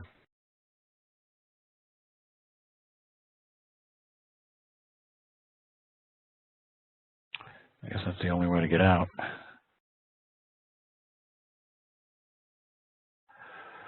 So now that I've said that, let me go ahead and close all projects, and I'll show you an example. I will open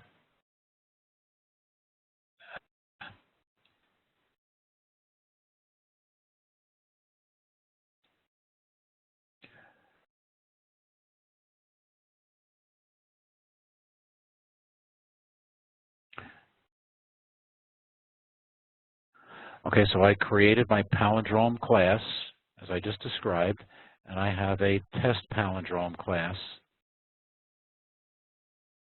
right here.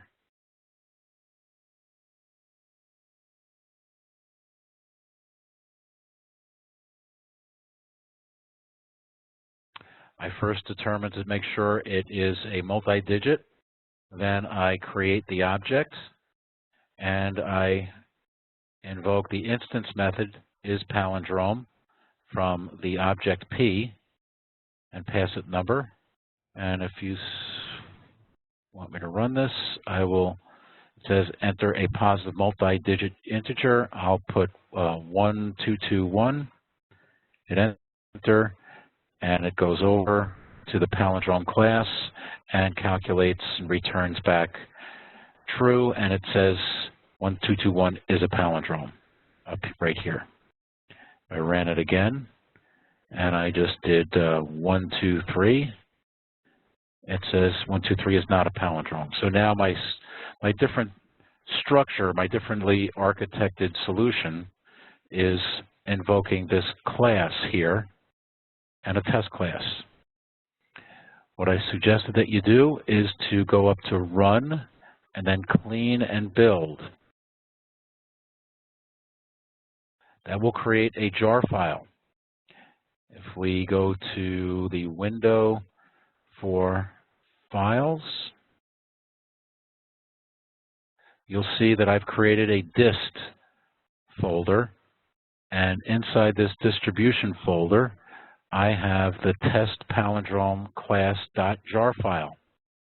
Opening that up, there is a package called test palindrome class, and inside there we created a palindrome class and a test palindrome class, both .class files. Now let's close this project and let's open up my second test2 palindrome class.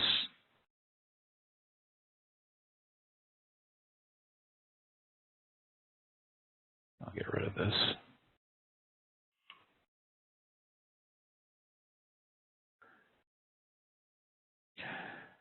Now I would want to go ahead and get that jar file and add it to my libraries, and I can do that by right-clicking and adding a jar file, jar folder. Let me just cancel this because I think I already did it. Yeah, that's already here, so let me remove that. Okay, so now my libraries just have my JDK. I want to right-click, add a jar folder, and find it. I've already got it here. It's in my distribution folder for my original test palindrome. And I'm going to go ahead and add that in. So now I have the palindrome class. That's the one that I need. And in order to get visibility to this palindrome class, I need to import this package, test palindrome class package.palindrome, to get this package and this palindrome class visible. Now I can go ahead and enter an integer. Notice I changed this class so that I'm allowing single-digit and negative numbers.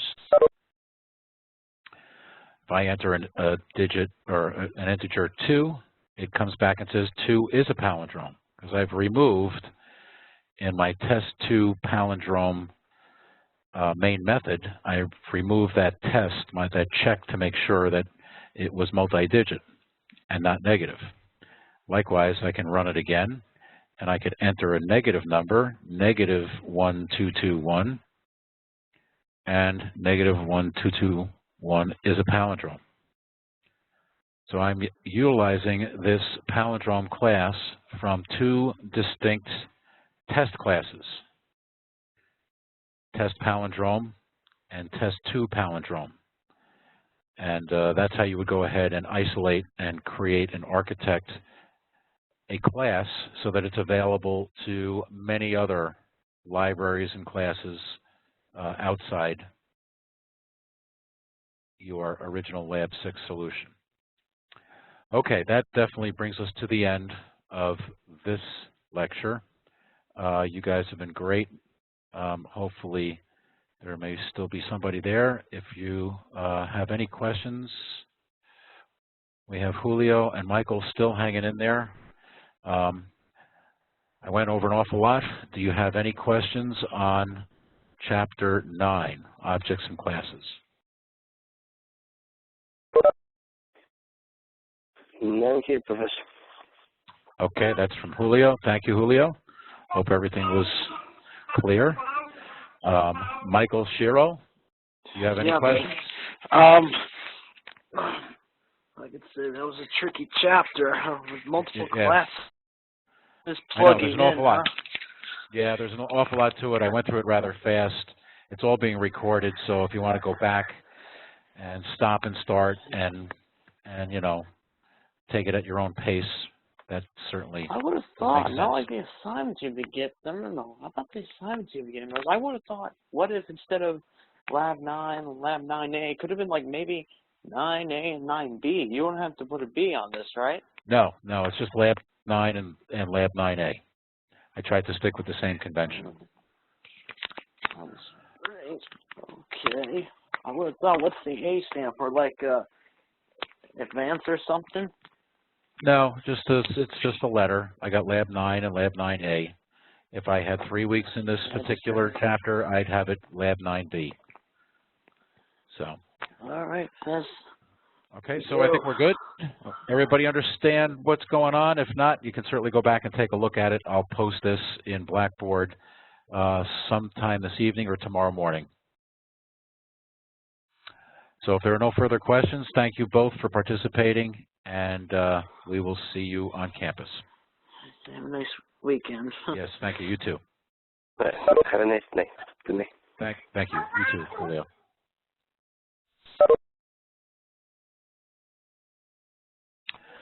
This WebEx service includes a feature that allows audio and any documents and other materials exchanged or viewed during the session to be recorded. By joining the session, you automatically consent to such recordings. If you do not consent to the recording, please do not join or participate in the session. This WebEx service is intended to supplement the classroom experience. Duplication or redistribution of lecture capturing recordings is prohibited without appropriate consent. All right, in this webinar, we're going to go over parts of Chapter 10 and parts of Chapter 12. The parts in Chapter 10 are the wrapper classes, which start on slide 21, the string class on slide 32, and the string builder and string buffer classes on slide 49. Then we'll jump over to Chapter 12, and we'll do file I/O on slide 52. And if we have time, we'll do exception handling overview on slide 4. So let's get to it. All right, you see the advantage up till now. You see the advantages of object-oriented programming from the preceding chapter. This chapter will demonstrate how to solve problems using the object-oriented paradigm. I'm going to go straight to, I think it was 21.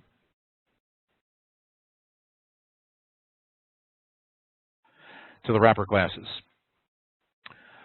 You'll note here that we have very familiar names. We have Boolean, character, short, byte, integer, long, float, and double. Now, the only difference that we can see up till now is that these are all uppercase first letters. These wrapper classes are intended to allow us to take advantage of a class that wraps around a primitive type, such as, let's say, Boolean. And if we can go ahead and create a Boolean class, then we can create methods within that class to do a lot of frequent functions that need to be done on Booleans. Same thing for characters, shorts, byte, integers, long, float, and double.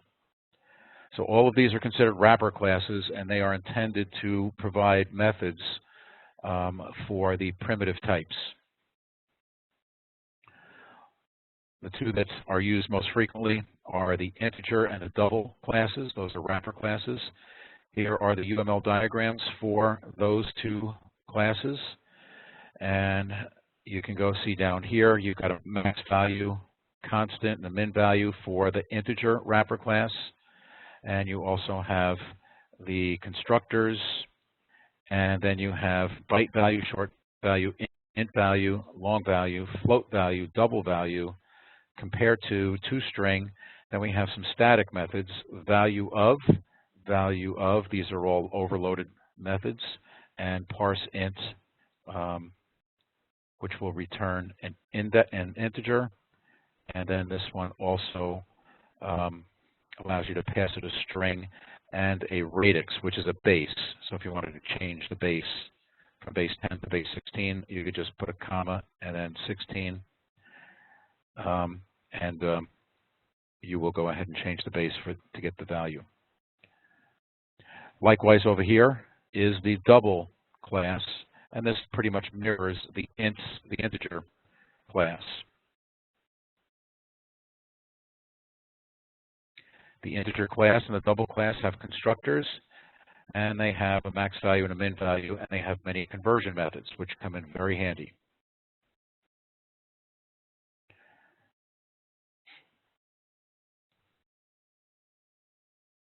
You can construct a wrapper object either from the primitive data type value or from a string representing the numeric value.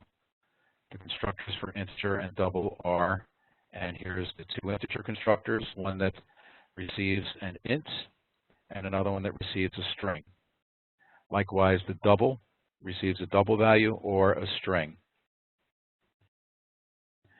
Here are here are some constants and some restrictions, the max value, the min value, and this is for all of the different wrapper classes.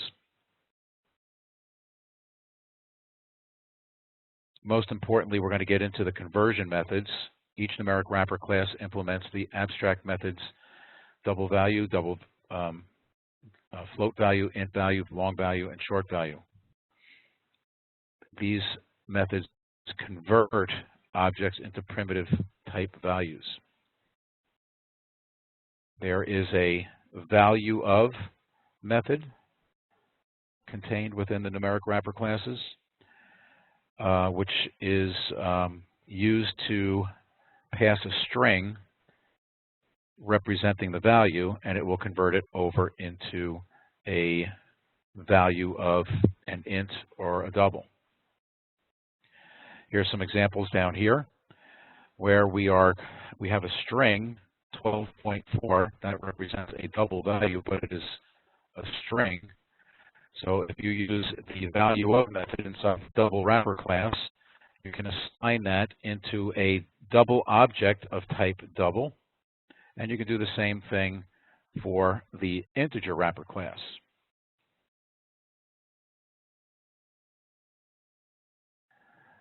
You have used the parsed int method in the integer class to parse a numeric string into an int value, and likewise parse double method in the double class to parse a numeric string into a double value.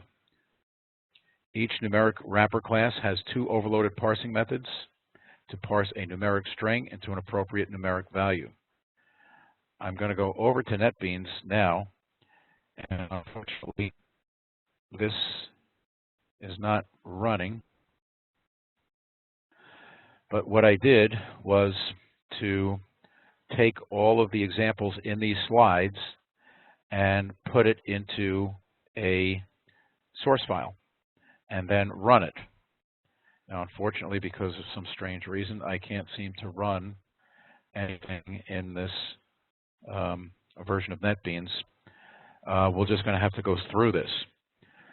So for instance, we don't have output to look at, but if I put the string 9, which is only one character, but it's a string that has a character 9 in it, I can use the parse int method in the integer wrapper class and store it into an int variable called x.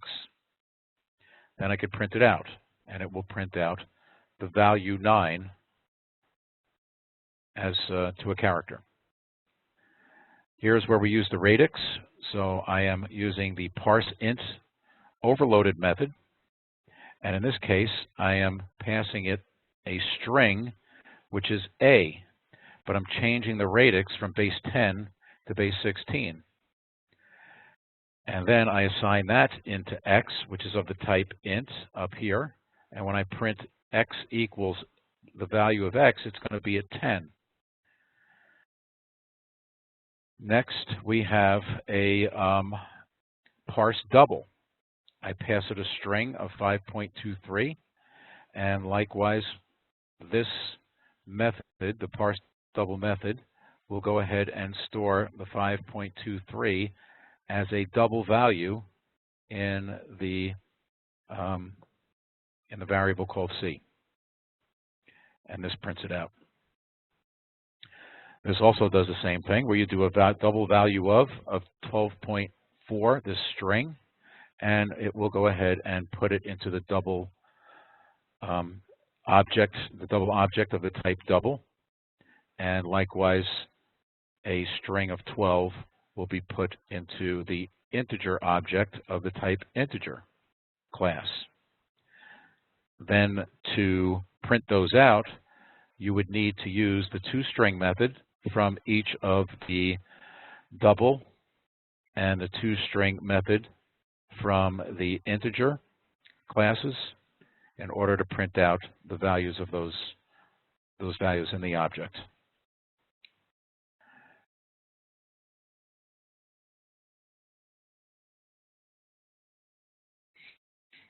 This slide is an example of boxing and unboxing. In the Java Development Kit 1.5, it allows primitive type and wrapper classes to be converted automatically. For example, the following statement in A can be simplified as in B. So we have an example here where we have an integer array. The reference variable name is int array, and we are declaring, creating, and initializing all in one statement. And in this case, we are putting a value of 2, of 4, and of 3 into this integer array. This is the equivalent of writing the same statement, or writing another statement as follows. Here's an integer array, the reference variable name, and we are initializing it to 2, 4, and 3. So these two boxes are identical. This is new in JDK, and this is what's known as boxing. You can unbox this by these statements. We've got an integer array of 1, 2, 3, basically the same as up here with different values. And then you can unbox it by printing out, doing a system.out.println, and having these get passed as arguments. The first element in the array, plus the second element in the array, plus the third element in the array. And that will give a value of 6, and the system.out.println will print out a 6. We're going to skip over big integers and big decimals because we don't really use them too frequently. But I do want to talk about the string class. Constructing a string. We have a few different ways in which to do that. We have the first way, which is to declare a reference variable name called message. It's of the type string. So this now will create an object of the type string initialized to welcome to Java. More conventional way is to use the new keyword, which will create the object of the type string. The reference variable name is message, and the argument that gets passed to the constructor is the string welcome to Java. We can also create another string, the null string, by coding it this way. When you create a string, now you have the ability to obtain the string length and individual characters in the string. We can concatenate strings. We can find substrings, compare strings, and convert strings. There's many different methods that you can use in the string class once you create the string object.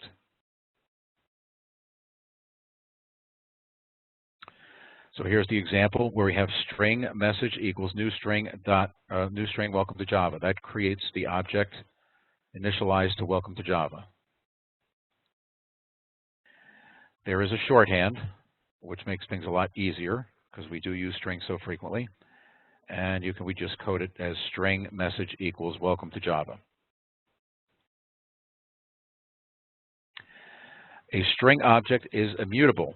Its contents cannot be changed. Does the following code change the contents of the string? And we have a string variable or reference variable called s, and we're initializing it to Java. Now we go ahead and we take the string HTML and assign that into the string object called s. Does that change the original contents? The answer is no. Let's look at an example here. We have the first statement here where we declare s of the type string. So s is a reference variable. It's going to point over to an object of the type string initialized to Java. Again, the contents cannot be changed. It's immutable. The second statement here changes the reference value to no longer point to a string object initialized to Java. It will then create another string object initialized to HTML. So the string object is now unreferenced, but this does not get changed. This just gets unreferenced. So strings are immutable. Create another object, and this is what's known as garbage, and that will get collected by the Java virtual machine if there is no reference to that object. Next are intern strings. Since strings are immutable and are frequently used to improve efficiency and save memory, the Java virtual machine uses a unique instance for string literals with the same character sequence. Such an instance is called intern. For example, the following statements here. We have s1 of the type string initialized to welcome to Java. We have another s2 reference variable object of the type string where we use the new keyword initialized to welcome to Java.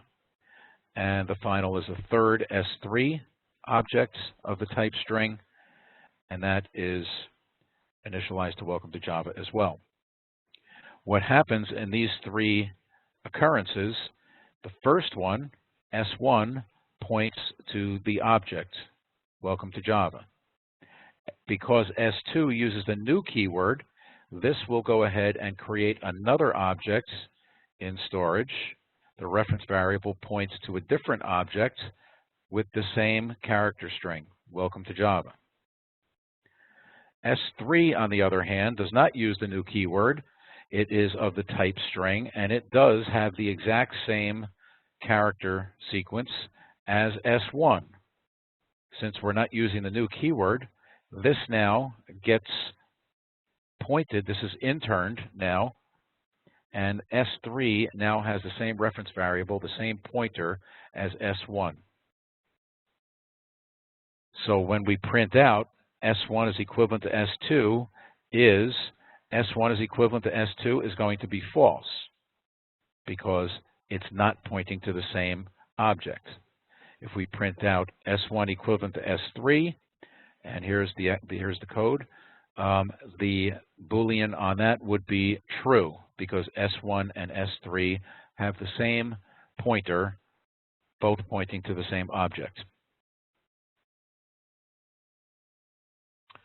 And here's the trace of that. We can go through that quickly.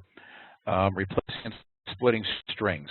In the string class, there are many methods that are very valuable to us. And here is the UML diagram for the string class where it shows some public methods replace an old character with a new character, replace a first character with a new with an old string and a new string, replace all. So for all occurrences, it will replace, and then we can split a string. Here are some examples.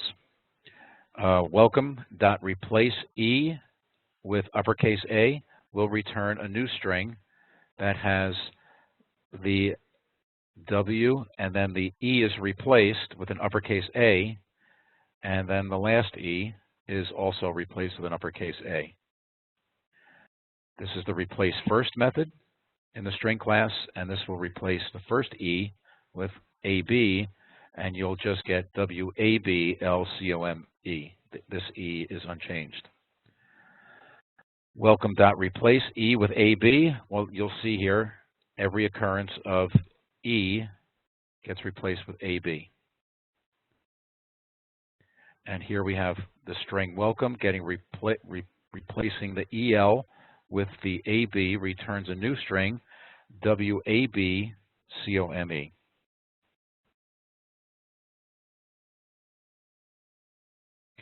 Here is where we can split some strings. We have an array of strings. The reference variable name is called tokens, and we have this string here, and we're going to split this where there is a pound sign. And we see that there is a pound sign here, and there's a pound sign here. If we run this for loop, it will go ahead and split this string into 3 separate tokens: Java, HTML, and Perl. Wherever there's a pound sign, it will go ahead and create a new token. There's another thing known as a regular expression. Regular expression is complex to beginning students. For this reason, 2 simple patterns are used in this section, but at the back of the chapter, in the back of the PowerPoint for this chapter, you will see that there are many different regular expressions that become very helpful. A couple that come to mind are, you can reference the Java string, and that matches Java exactly. Java dot equals Java, and Java is fun dot matches, and you can use the asterisk, the wildcard, and that will go ahead and match anything that begins with Java. So this matches with that. And there are many other examples. I'm going to go jump over to my NetBeans here just to show you. Here is the example of the boxing, and unfortunately we don't have any output because it won't output. For what reason, I'm not sure. Here we have the 3 strings. I call them message 1, message 2, message 3, all created differently, and then I printed them all out using the toString method of the string class. Here is where I created the 2 objects, S, which points to Java, and then another S, which points to HTML. And then I go in and now print this out, and it comes out as HTML, S.toString.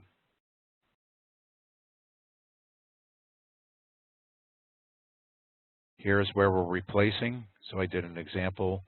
I'm using new strings because these strings are immutable, so I need to go ahead and assign them into another string, object, S1, S2, S3, and here's where I do the replace, where S1 is welcome to Java. So I'm taking S1 and replacing lowercase e with uppercase A, and that will go ahead and print out wherever there's an E, a lowercase e with an uppercase A, using the toString method. Here's where I created the tokens using the pound sign delimiter, and I split it at the pound sign.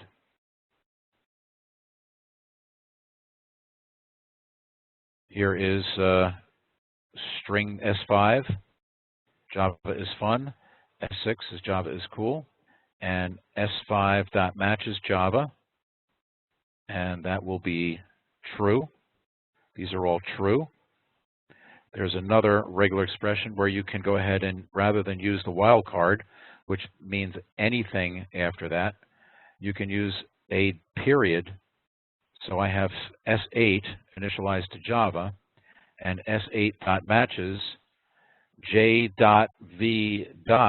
So these dots are like placeholders, which means that they can be any character. And if this starts with a J, has any character, then a V, and then any character, you'll get a match on S8. Okay, back over to the PowerPoint for replacing. The replace all, replace first, and split methods can be used with regular expression. For example, the following statement returns a new string that replaces a $sign, a plus sign, or a pound sign in this string right here. It replaces those characters by the string N. So we have a string object getting created, A plus B $pound C dot replace all, and wherever there's a dollar, a plus, and a pound, we're going to replace it with 3 N's. And then you print out S, and then you'll see that A gets printed, the plus sign gets replaced with 3 N's down here. Then there is a B that gets printed, and then we replace the $sign here with 3 N's, and now we have 3 N's here. And then we have a pound sign here, so that pound sign will get replaced by 3 N's right here. And then we have a final C, which will get appended onto the end of this print message. So that's the replace all. Okay, the following statement splits the string into an array of strings delimited by some punctuation marks. We have an array of strings.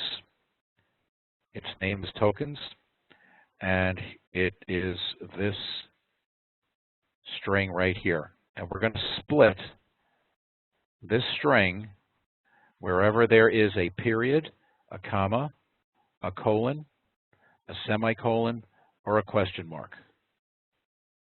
This for loop will print out each token, and it will print out the word Java, C, C#, C++, and that's it.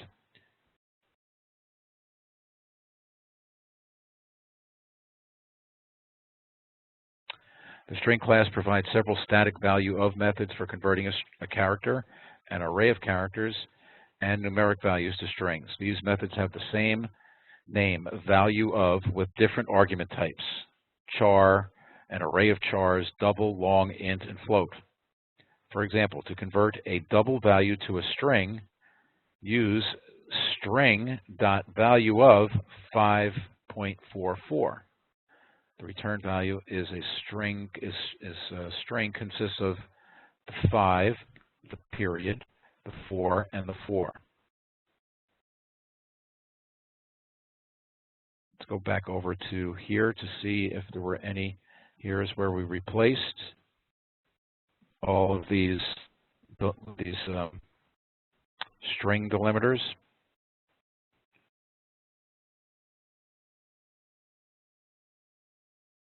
And then printed them out. And here's where we did the value of 5.44, and that will come out when you print this as 5.44, but it would be as a string. Okay, next up is string builder. And we'll just take a look at what the string builder class does. We're going to create an object, SB, of the type string builder, and we'll initialize it to welcome to Java. Excuse me.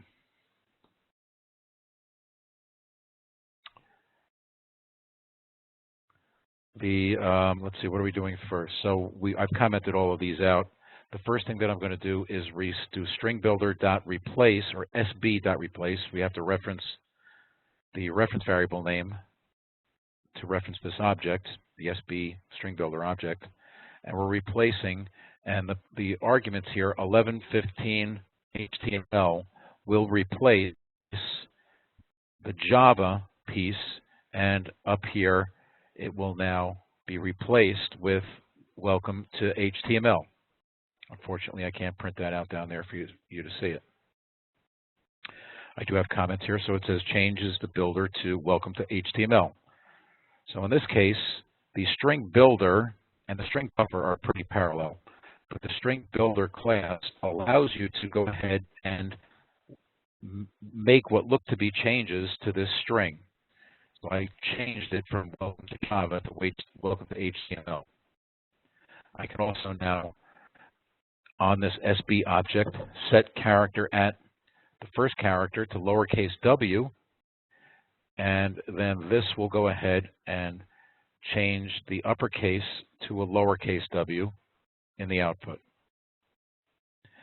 Up here is where I could go ahead and append Java, and that will go ahead and append another Java on here. And if we printed that out, it would say welcome to Java, Java.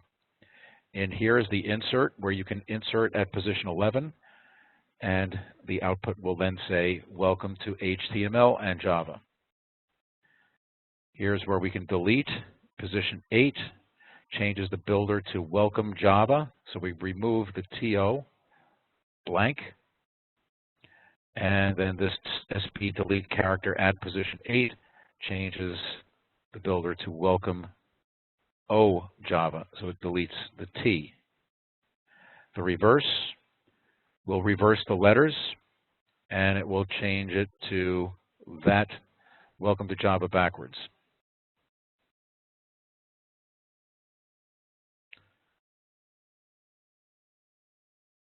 Okay, so I think that's enough for strings for right now, and string builders and string buffers are very valuable for you to modify and manipulate, interrogate, and extract characters from strings. So become very familiar with these UML diagrams that show all the different public methods for string builder, for string buffer. I'm now going to go over to chapter 12 and talk a little bit about file I/O.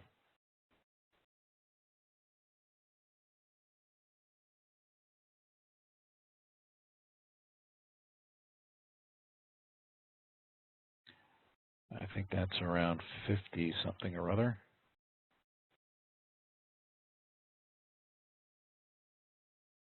Okay, the file class. The file class is intended to provide an abstraction that deals with most of the machine-dependent complexities of files and path names in a machine-independent fashion. The file name is a string. The file class is a wrapper class for the file name and its directory. We have here the file class. It's located in the java.io package, and you have many different methods here. We have some constructors here, and then we have some methods that you can invoke. The first one is the exists method in the file class. It will return back a Boolean, true or false, and it will return back whether the file exists or not. These others are, can you read the file? Can you write to the file? Is it a directory? In other words, is it a folder? Is file? Is absolute? Is hidden? Get absolute path will return the path to get to that file. And what are the other ones that are important here? Get parent will get the folder in which that file exists. You can get the last modified date. You can get the length of the file.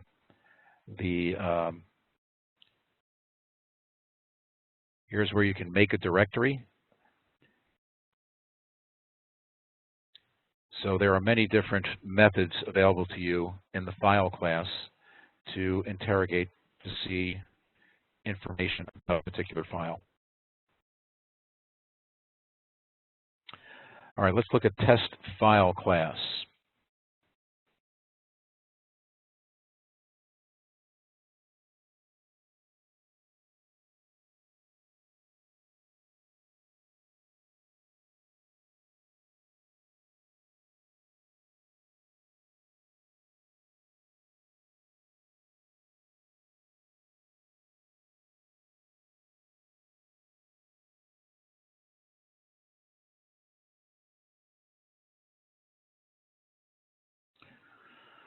Okay, here we have a file class.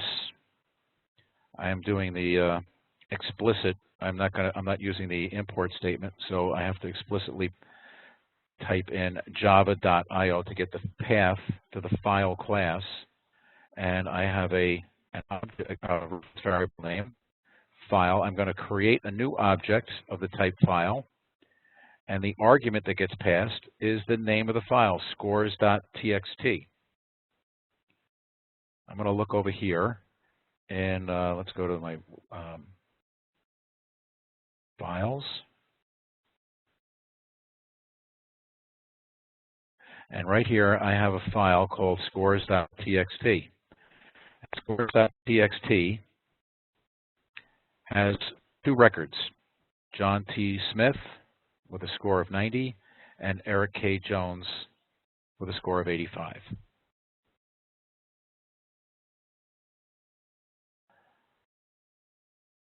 So this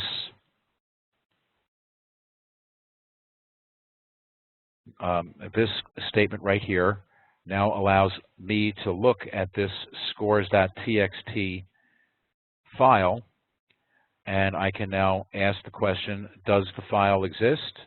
By referencing the reference variable name .exists, and it will come back as true, because in fact it does exist right here. Next, the file has file.length. Will return back the length of the file. What is this? This is add those up, and that's what it will return. Still can't run this for some reason. It's not doing anything. So you get the number of characters or number of bytes in the file. This will come back as a Boolean. It can be read. It can be written to. This is a Boolean, is directory. That is not a directory. It's a flat file. It's a text file. Is it a file? File.isFile will return true. Is it absolute? I believe that's a true as well. Is hidden would be false because I can see it. Get the absolute path. We'll go ahead and return the absolute path that it is on from my thumb drive all the way out to the file name. And the last modified date for this particular file, we can go ahead. We're going to need to go ahead and use the last modified method, which will return a date. We need to be able to print that date out, so we're going to use the date method. We're going to use the date class, the constructor method, in the java.util package in order to print that out. And that will show you the last modified date of scores.txt. GetName will return scores.txt, and getParent will return the name of the folder that this file is in. So those are some examples of exploring file properties using the file class. A file object encapsulates the properties of a file or a path, but it does not contain the methods for reading and writing data from and to a file. In order to perform I/O, or input and output, you need to create objects using the appropriate Java I/O classes. The objects contain the methods for reading and writing data from and to a file. This section introduces how to read and write strings and numeric values from and to a text file using the scanner and print writer classes. Here's the print writer class. Here are the public methods available to you and what they do. Let's look at the write data program.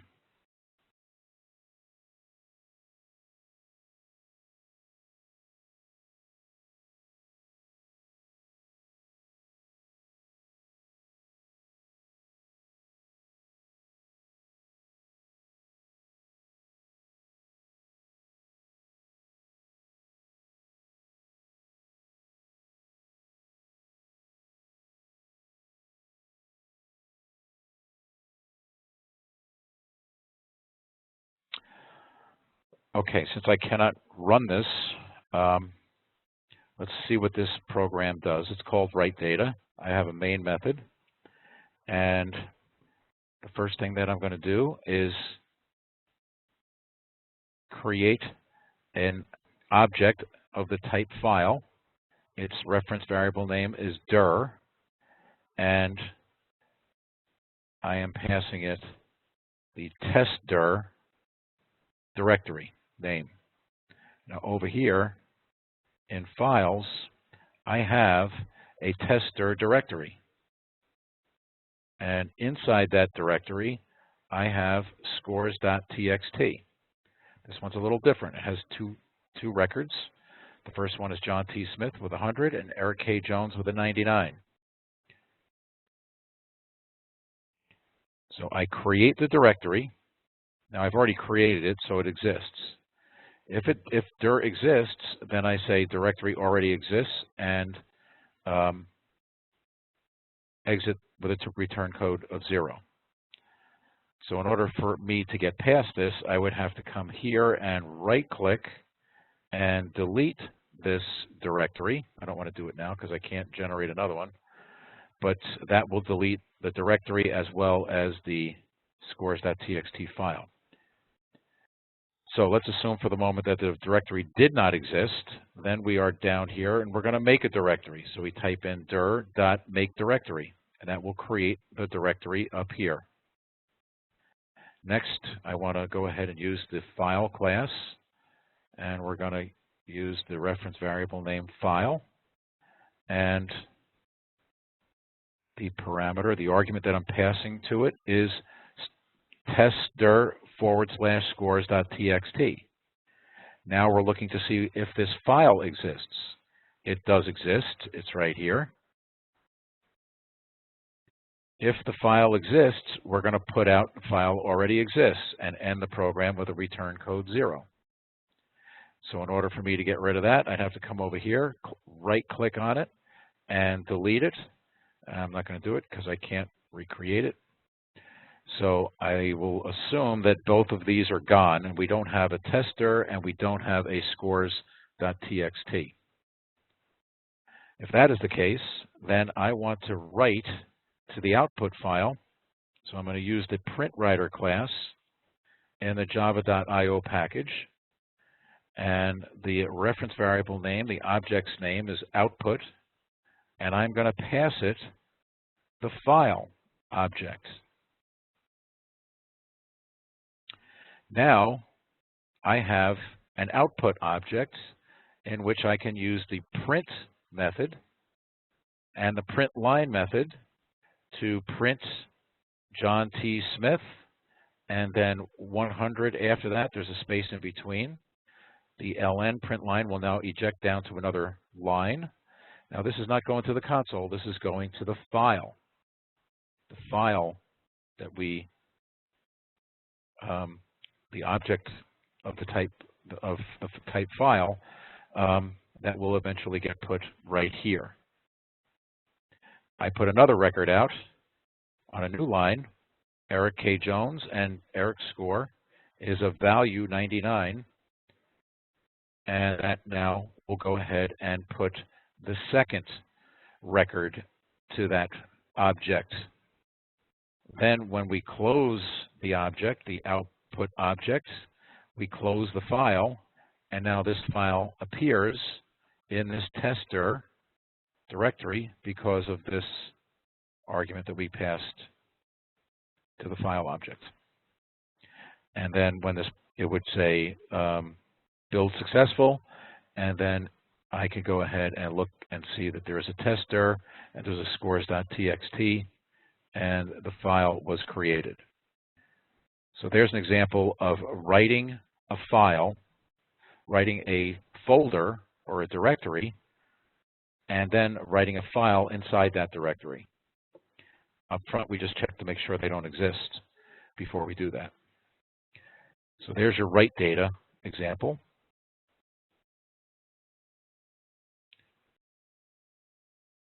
Next, I'm going to go show you the read data.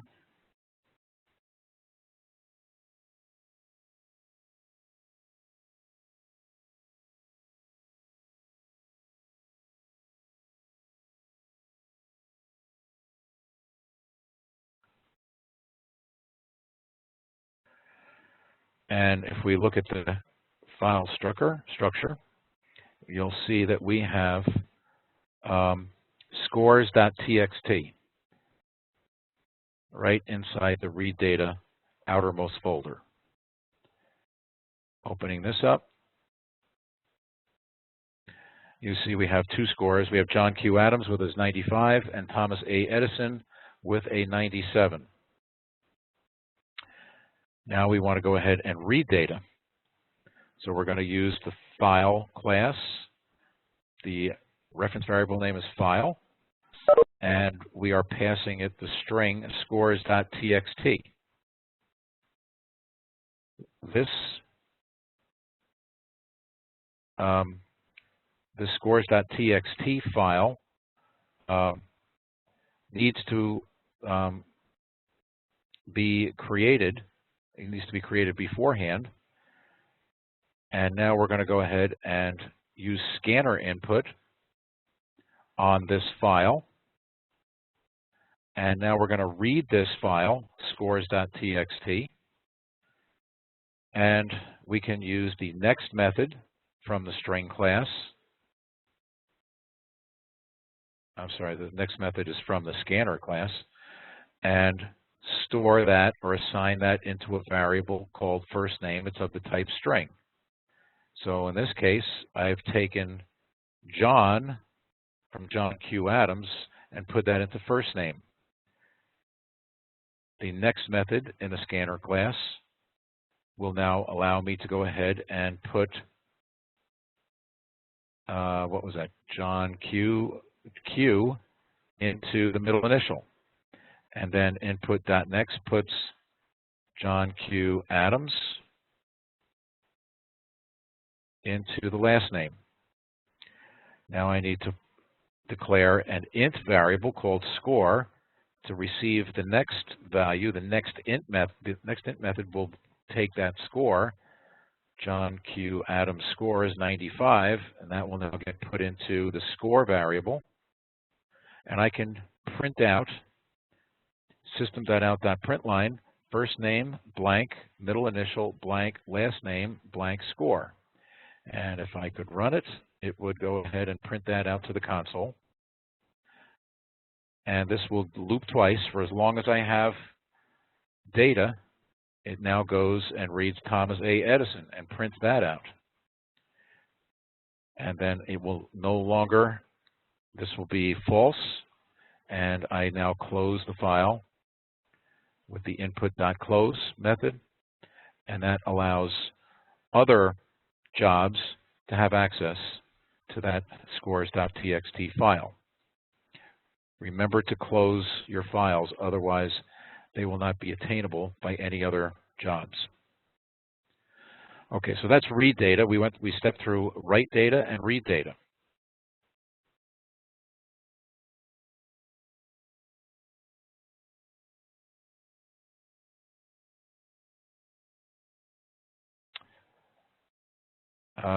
I am going to jump up to the front now and go through some exception handling, and then we'll call it a night. The first problem is the quotient problem. And this is exception handling, where, as we all know, we are not permitted to divide by 0.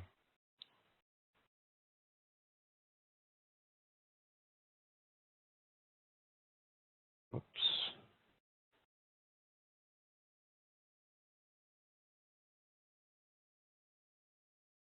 So there's a tiny little program here called quotient. We can get rid of this now.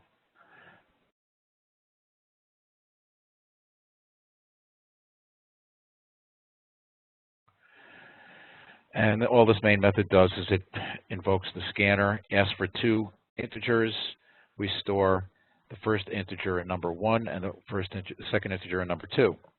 Then we print out number 1 divided by number 2 is, and then this is the arithmetic expression. Number 1 divided by number 2. If I put 4 space 2, if I could run this and put 4 space 2, it would say 4 divided by 2 is 2. If I ran this again and put 2 blank 0, now we have a problem, because this is going to say 2 divided by 0 is, and then we're going to get an exception. And the program would abnormally end. And this is something that we really don't want to happen in our programs. So a way to capture this so that this doesn't happen is to introduce an if statement into the code. Let's look at quotient.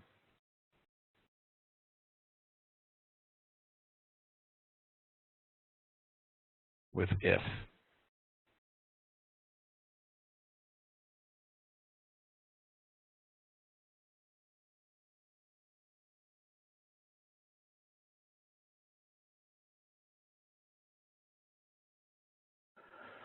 All right, so same program. We get the 2 numbers coming in, and the first thing that we're going to ask is if number 2 is not equal to 0, then we can go ahead and do the calculation.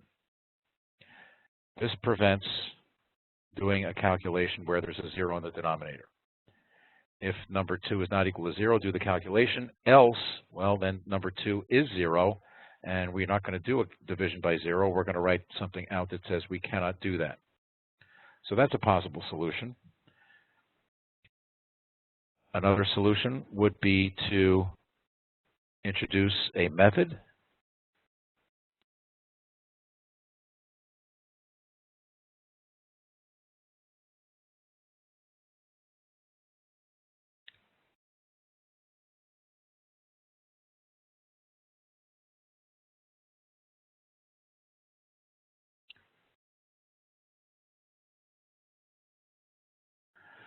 Now what do we have here? We have the same scanner input. We're getting 2 numbers, number 1 and number 2. And the next statement says we're invoking the quotient method, passing it the 2 numbers. Down here we have a quotient method receiving 2 ints. And inside the quotient method, we ask the question if number 2 is equivalent to 0. If that's true, we're going to go ahead and send a message to the console, division cannot be 0, and also exit with a return code 1. If the number is, if this is false, if the number is anything other than 0, then we're going to go ahead and do the calculation and divide number 1 by number 2. So that's another way of doing things, but it's really not a good idea inside a method to go ahead and exit from within the method. So the final solution is quotient with an exception.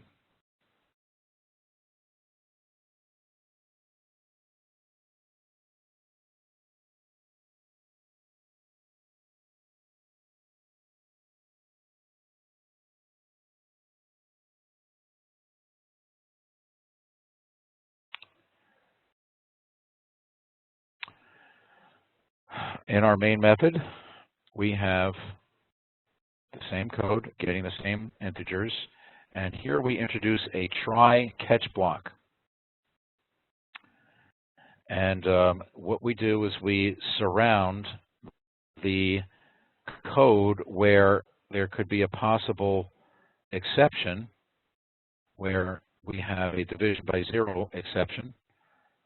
And in this particular case, it's in the quotient. It's in the quotient method, where we're passing it number 1 and number 2. So we have a try block right there, and we have a catch block right here. And this catch block identifies any arithmetic exception is going to execute this catch block right here and print out exception. An integer cannot be an integer cannot be divided by 0. And in this case, the execution will continue.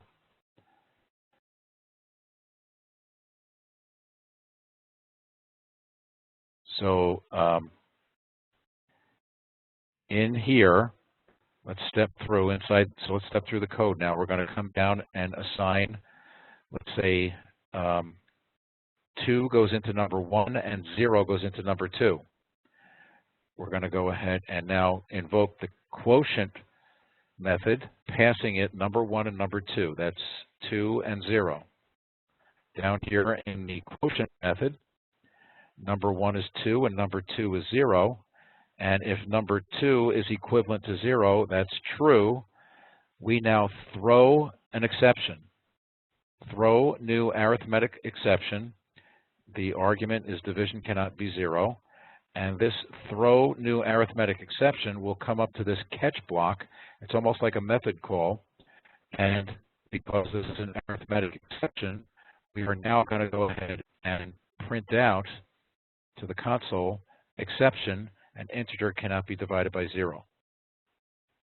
Then this interrupts the flow of the program with this throw new exception statement.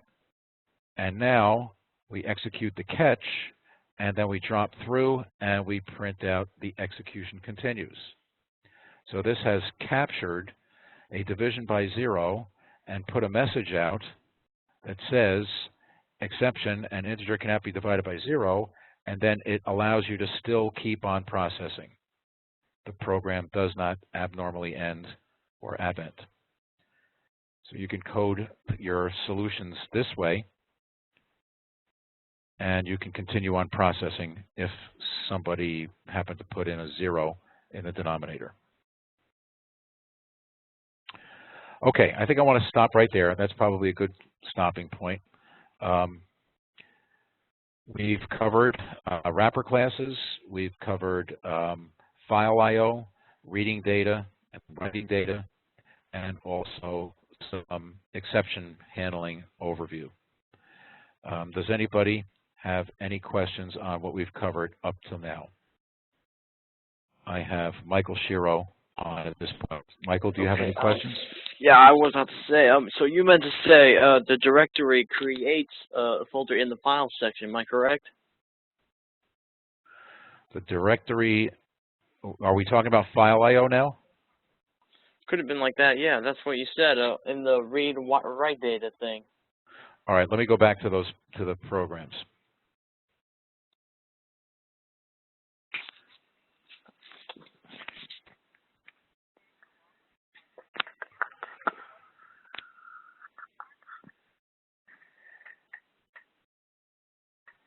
That. Okay, yeah, so what's your question now here? So wait, the director creates a file for the project underneath in the file window for this project. Tell me which line you're on so I can follow you. What are you looking at? dir, which is a java.io file. What file are you referencing any one of these file line numbers here? The one like saying texter. This one right here? Yeah. Okay, so that's line 4.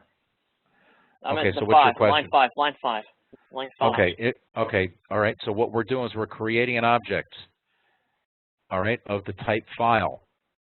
Once we create the objects, in order to reference those methods for that object, we have to precede it with the dir reference variable name .exists to see whether or not this test directory, tester, exists. This is going to return a true or a false. If it already exists, that would be a true, and we're going to go ahead and print out directory already exists, then end the program. Okay, so the question, I guess, is what is the dir? Yeah, something like that. That's the reference variable name that needs to be coded, followed by a period, followed by the method name. The method name is exists. What about the concern of multiple strings, since it's sometimes with the use of display underneath with the concerns of the file? Where are you referring now? Strings, the test chapter 10, that thing? Chapter 10. Are we on this same program here, or are we going someplace else? Yeah, this is chapter 12. This is chapter 12. Oh, next, someone said something else. I'm not too sure. Chapter 10 was working with an awful lot of string methods. I heard someone say something else. I'm not sure, Mike. You and I are the only ones on, I think, right now. Okay. All right, so there's just the two of us. Do you have any other questions regarding this webinar? Oh, that's right. You guys don't put up the lab and in-class up, right? That's not part of the webinar, no. Oh, right. I must have forgot. Okay, then. Have a nice weekend, then. Okay, good, Mike. Okay, you're all set then. Thank you for participating, Mike, and have a good weekend, and we'll see you Monday.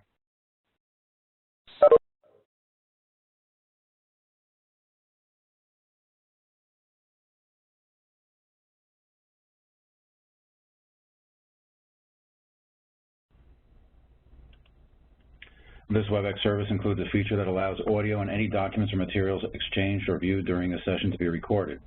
By joining the session, you automatically consent to such recordings. If you do not consent to the recording, please do not join or participate in the session. This WebEx service is intended to supplement the classroom experience. Duplication or redistribution of lecture capture recordings is prohibited without appropriate consent. The final exam review. The first item in the exam is the modulus function, which is the percent sign, and the integer division. Please be sure you know how the modulus function works and the integer division works. I set up a sample program here where I can test all of these items in the final exam so I get a better understanding, and you should do the same. For instance, I created 8 modulus 3, and here is the calculation, and when you do 8 modulus 3, it will return 2. The modulus function returns the remainder. I then created another calculation where we are doing integer division. 11 divided by 4 using integer division will result in 2, which is the quotient.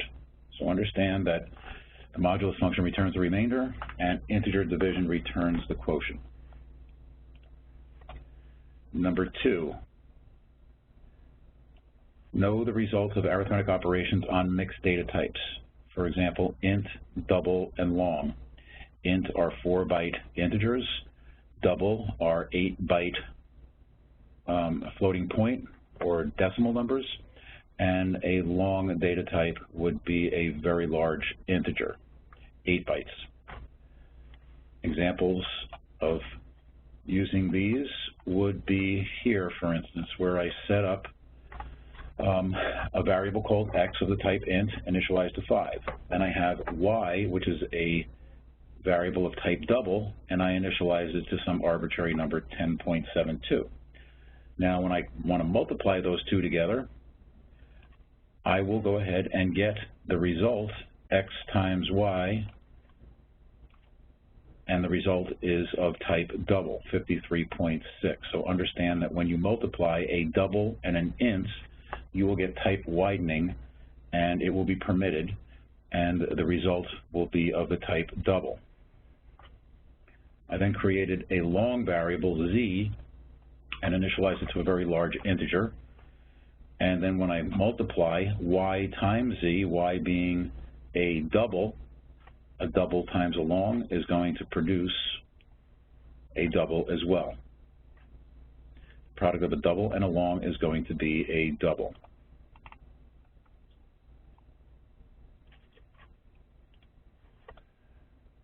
Next, be able to trace an if, else if, and else code. In my example, I created an if, else if, and else structure where I ask if x is equivalent to 5. Up above, I set it equal to 5, so that's going to be true. If x is equivalent to 5, then I'm printing out x equals 5. Else, if x is greater than 5, I'm printing out x is higher than 5. Finally, else x is lower than 5. Because it's 5, it prints out down here x is equal to 5.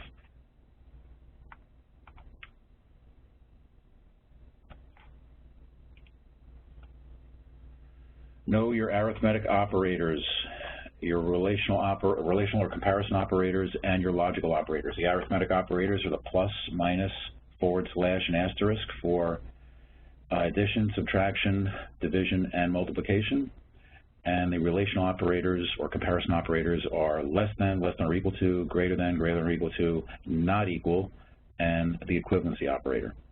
The logical operators are the double ampersand for and, the double bar for or, and the exclamation point for the not operator. Know how to trace a while, a do while, and a for loop. Be careful of semicolons. You do know if you put an inadvertent semicolon, it's going to not execute the code as a loop, but it'll execute it as the next sequential instructions.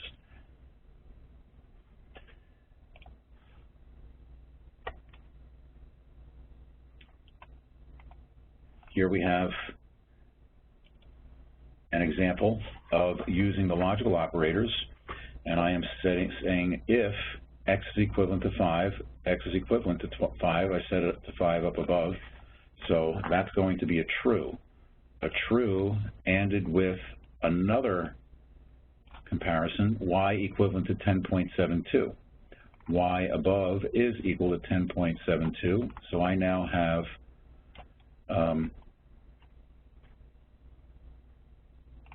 right here, I have a true ANDed with a true, and that will result in executing the next sequential instruction, and I will put out true for both, and it comes out down here as true for both. The next example is to take the negation or the not sign, use the not sign, and we'll first evaluate this expression here. X is equivalent to 5, that's true, or now I don't even need to continue on because a true ORed with anything is going to be true. So I can stop my processing right here and say x is equivalent to 5, that's true. I'm going to take the negation of that, which makes it false, and then I will print out false, which gets printed out down here. The next section is while loops. I created 3 simple while loops. The first is the while loop. The 3 loops, while, the for, and the do while. So the first one is the while loop, and while x is greater than 0. X is 5 from above, so we're going to print out x equals 5. We're going to do a post decrement. Post decrement on a standalone statement doesn't mean much. The post decrement is really only for when you do an assignment statement, but this post decrement will decrement x down to 4, and now I will print out 4, then 3, then 2, then 1. When x goes to 0, we'll drop out of the loop, and we will print x equals whatever the value of x is, and that will be 0, and that you see as the results down here. X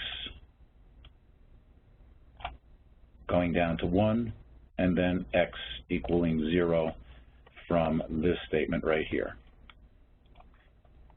The next is the for loop. I'll use the loop variable I. Now for I equals 0, and we're going to go for as long as I is less than 3, so that means I will go 0, 1, and 2. We're incrementing I by 1, so this will have 3 iterations, and I'm just printing out the value of I each time. In this case, we have I equals 0, I equals 1, I equals 2. Now in the do while loop, I initialize count equal to 1. In my do while loop, I am saying count is equal to the value of count, which would be 1, and that's evident down there. I'm going to increment count by 1. Now count is 2. While count is less than 5, 2 is less than 5, I will continue looping and loop until it is 5 or greater. So my count goes from 1 to 4. So those are 3 examples of using loops.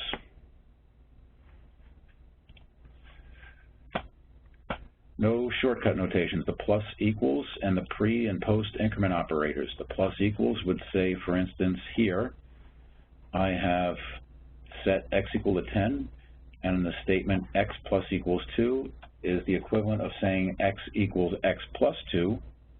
So therefore, x will receive a value of 12, and we can print out that value down here, x equals 12. I now assign 10 into the variable x. Y gets a 0. I am doing a pre-increment on x.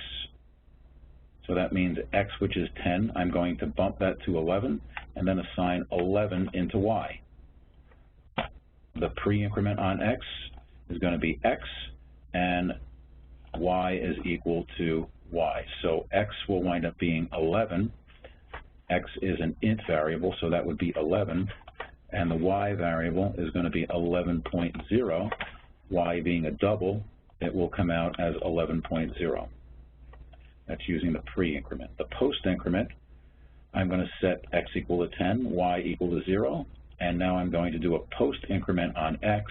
So x being 10 will first get assigned into y, so now y contains 10.0.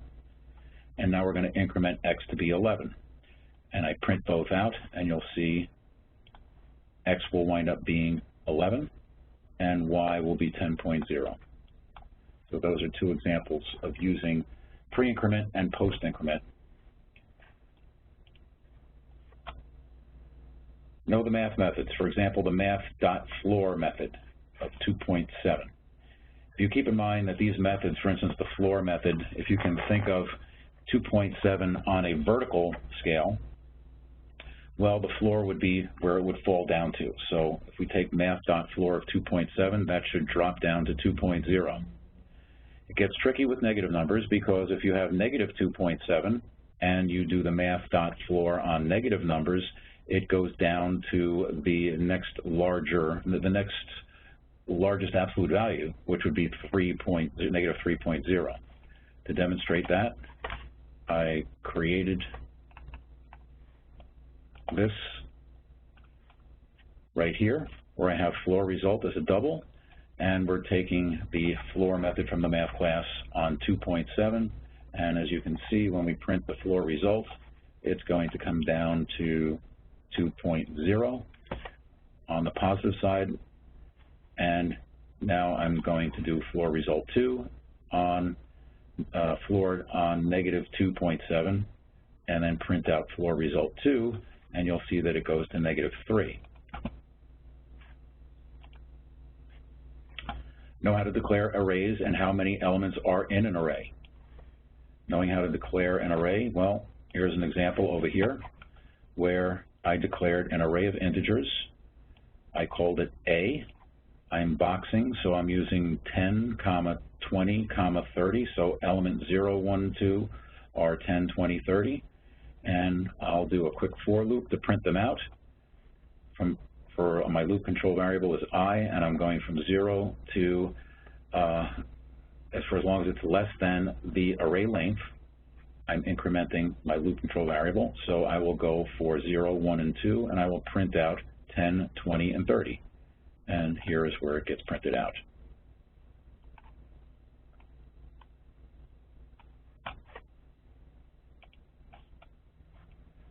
Know that arrays are reference variable data types.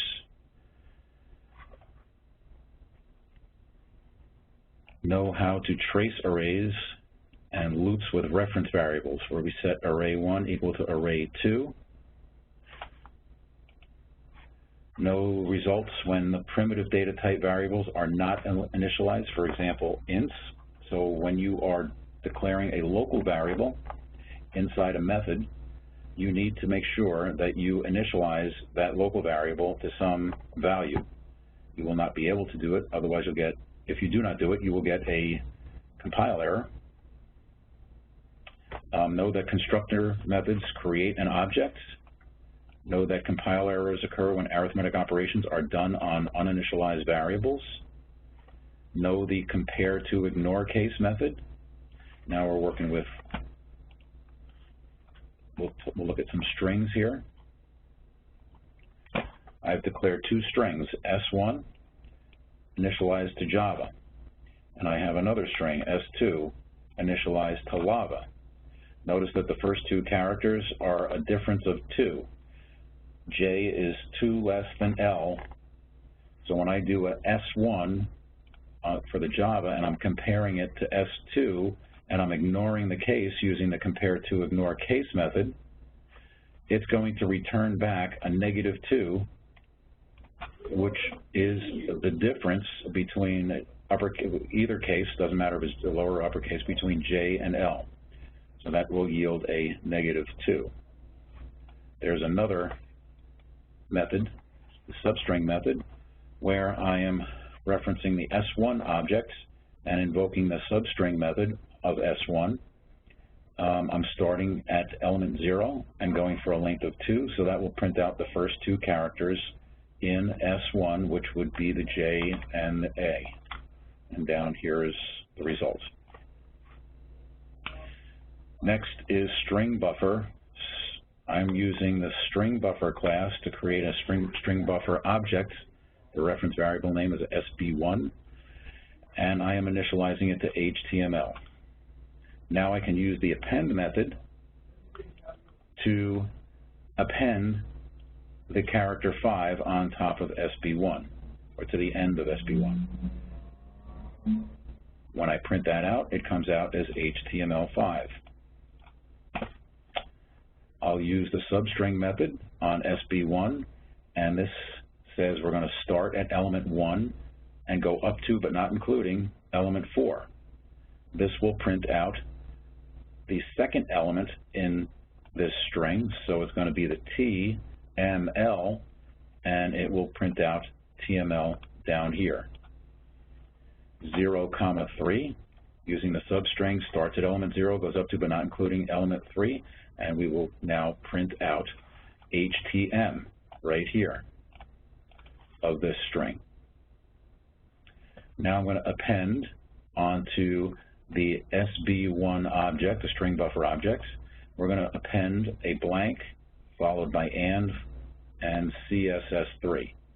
Now my string buffer object includes HTML and CSS3. That gets printed out, HTML5, excuse me, and CSS3. Now I'm going to use the substring to print out the entire string by starting it off at element 0 at the very beginning of the string and going for the length of SB1.length, and the entire string buffer will be printed out. And I have the results right here, HTML5 and CSS3 getting printed out. This last statement here is using the capacity to determine the size of this particular string buffer. Initially it gets set at a default of 16. I appended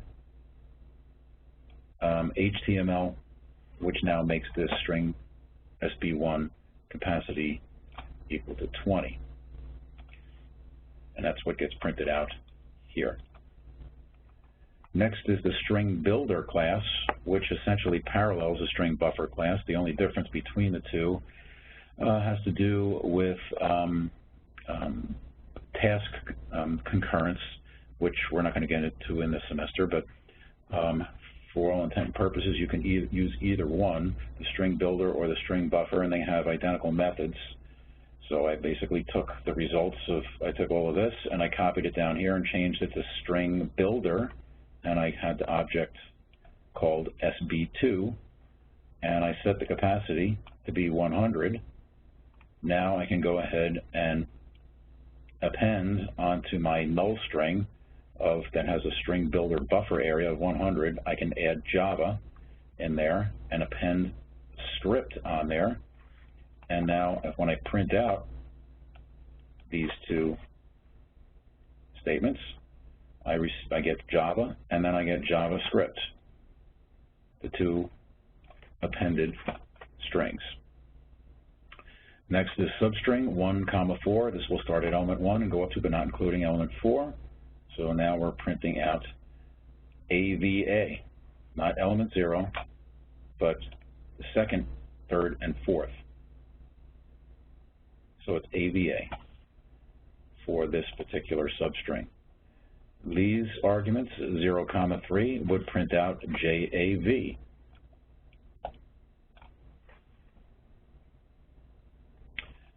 And now we can print out the entire string builder by using the same technique.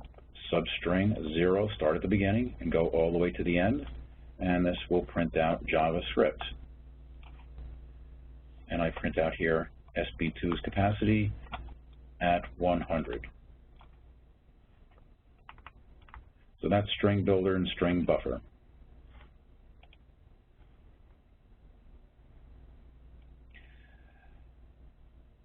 Know how casting works.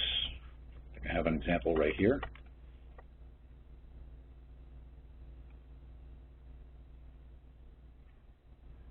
I have a variable x. It is of the type int.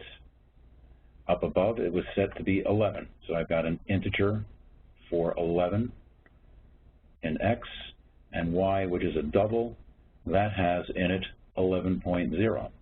When I print out y, I'm assigning an int into a double, and that's fine. That's type widening. That shouldn't be a problem, and we can go ahead and print out y, and y will become 11.0, and you'll see the results down here, 11.0, because it's a double.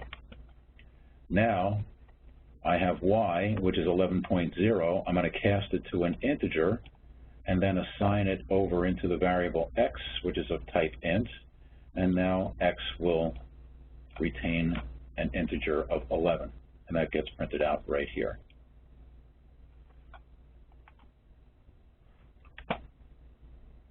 So that would be an example of casting. Know whether Booleans can be cast to ints and vice versa. Well, I set that up.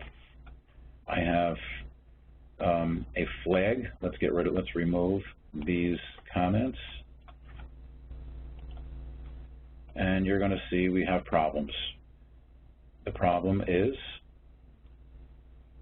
right here, it's going to say incompatible types. Over here, it will say incompatible types. So we're declaring a variable flag of type Boolean and initializing it to false. Now we want to go ahead and take this Boolean and cast it to an integer and store the results in this int variable called x. It doesn't like that because these are incompatible types, so you cannot cast a Boolean into an int. Looking at the reversal, can you cast an int into a Boolean? I have the variable x. I want to try and cast it into a Boolean and put it into this Boolean called flag. It also will not allow that because of incompatible types.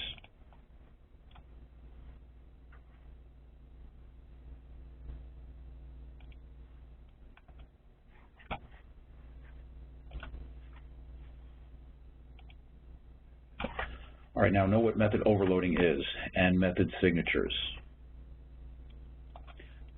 I created a method called M1. I am passing it X, which is an int, and Y, which is a double. X has got the value of 11, and Y has the value of 11.0. Down below, and I'm going to take the results of that method call and store it into a variable called sum1. It's of the type double. Where is M1? Let's look down below, and here is M1. It is expecting an X of type int and a Y of type double. It will return a double. It does the calculation. It will add the two and come up with 22. It's going to be a double coming back, so it's 22.0. And when we come back to here, 22.0 is going to get assigned into sum1 and gets printed out. And down below, you'll see that sum1 is going to contain 22.0. I created another sum2 variable of type double. In this case, we're invoking the M1 method. However, the first argument is of type double, and the second argument is of type int. This is an overloaded method down below, where we have the first one here, and now we have the second one declared here, where it expects a double as the first parameter and an int of the second parameter.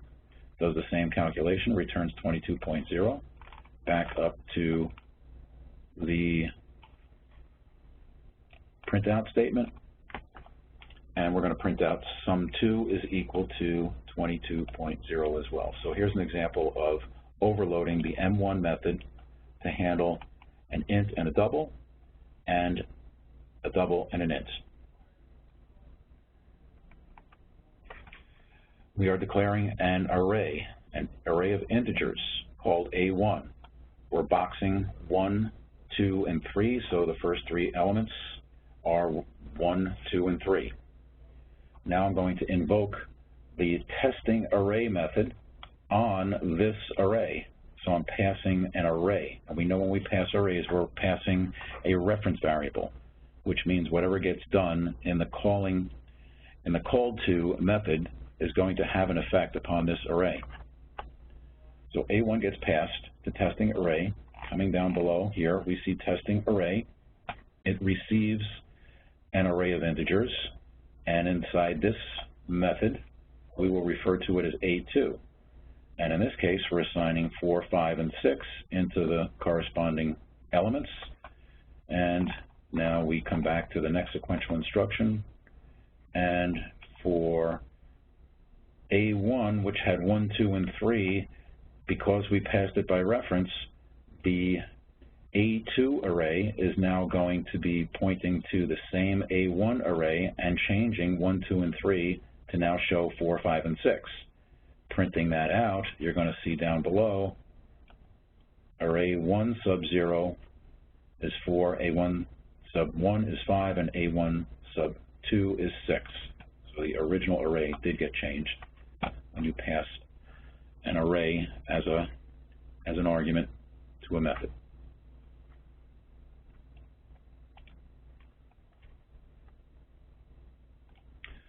Okay, we can come down to how the switch statement works. Here's an example using month, year, and number of days.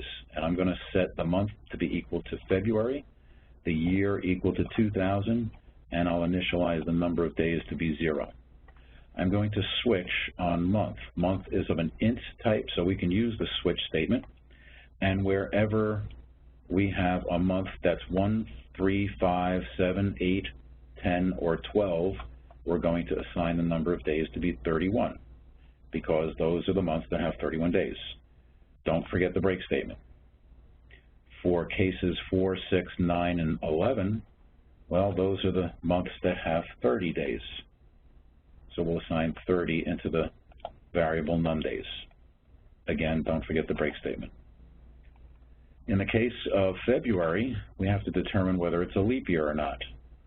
So for February, we are going to evaluate this entire expression.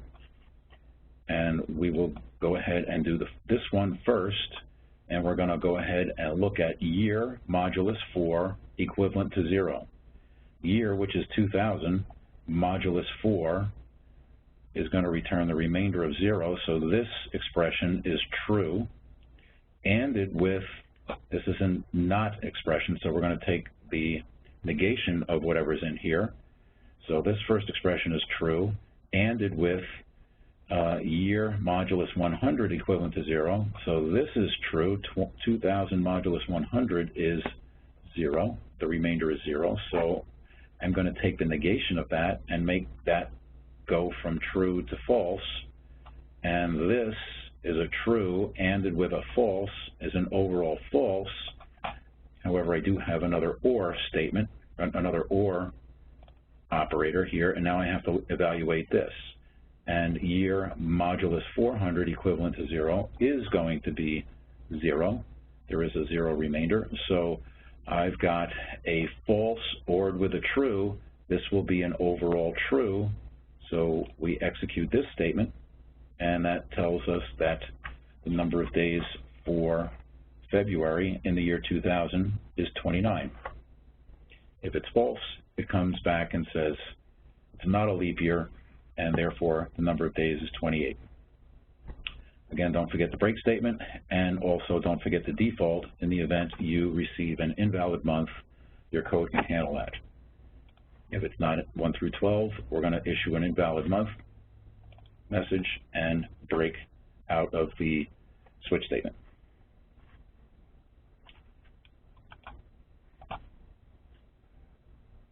Know how to declare and initialize constants? Well, I did it right here. It's just final int number of hours in a day equals 24.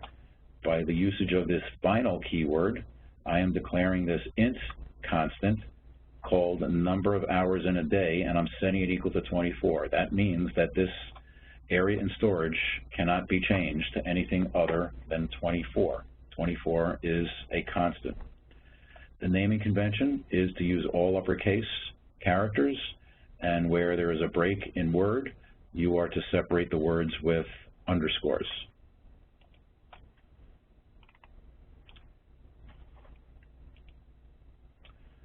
No hexadecimal, decimal, binary conversions, and arithmetic operations on these different bases. So I would use those examples from throughout the semester and some review examples from the midterm and do the conversions, hex to decimal, hex to binary, decimal to binary, binary to hex, and arithmetic operations on all of these different bases, and you should do fine on the test. Know what we covered in class on sorting arrays. In particular, we discussed 3 different types of sort. There is the bubble sort, the insertion sort, and the selection sort. So go review those sorts and know that there are many different ways to sort, and there are many different algorithms of sorting. Know the character wrapper class. Here's an example of the character wrapper class. I am declaring CH as an object of the type character, and I'm initializing it to a lowercase a. I'm using single quotes. Double quotes would be for strings. Single quotes are for characters. So this CH is initialized to lowercase a. I'll print out CH, and you'll see it comes out down here as the character is lowercase a. I can now print out the character value is, and I'll cast, I use this char value method on this object and then cast it to an int, and now it comes out as the decimal value of lowercase a, which is a value of 97. Here's another example using the isLetter method in the character wrapper class, and we're looking to see if the lowercase c is in fact a letter. It will return back true because it is a letter, and likewise the isLetter on a numeric such as 7 is going to come back as false.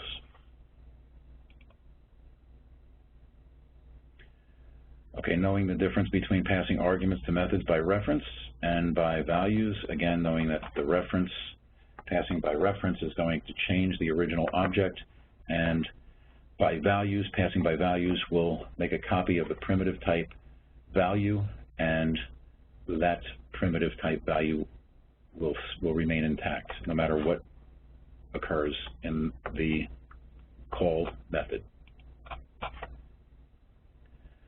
Okay, 31, no file I/O methods from your assignments. Passing arguments in the command prompt. Know these two terms, abstraction and encapsulation. Know the structure and modifiers in a UML diagram. Know that the modifiers, the plus sign is a public modifier, the minus sign is a private modifier, and anything underlined is going to be static. Know what the stack and the heap are, LIFO and FIFO. The stack is where variables within methods are stored. Know that they are stored in a LIFO format, last in, first out. And know the heap is where the objects are stored. And the heap is it's in an arbitrary order. It's not in FIFO, first in, first out. An example of first in, first out, or FIFO, would be in a queue, Q-U-E-U-E, where you, let's say, went to the store and stood online. Well, the people that got there first are the ones that get waited on first. And the people that get in last are the ones that have to wait. So that would be a FIFO, first in, first out. LIFO is how the stack receives or removes its data.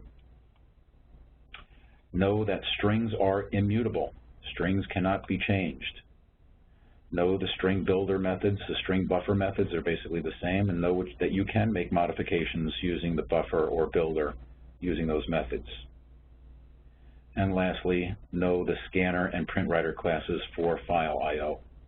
Now, you don't necessarily have to know the exact details on the scanner and the print writer classes, but do understand that the scanner class is used for input in file I/O, and the print writer class is used for output in file I/O. That is the end of the final exam review.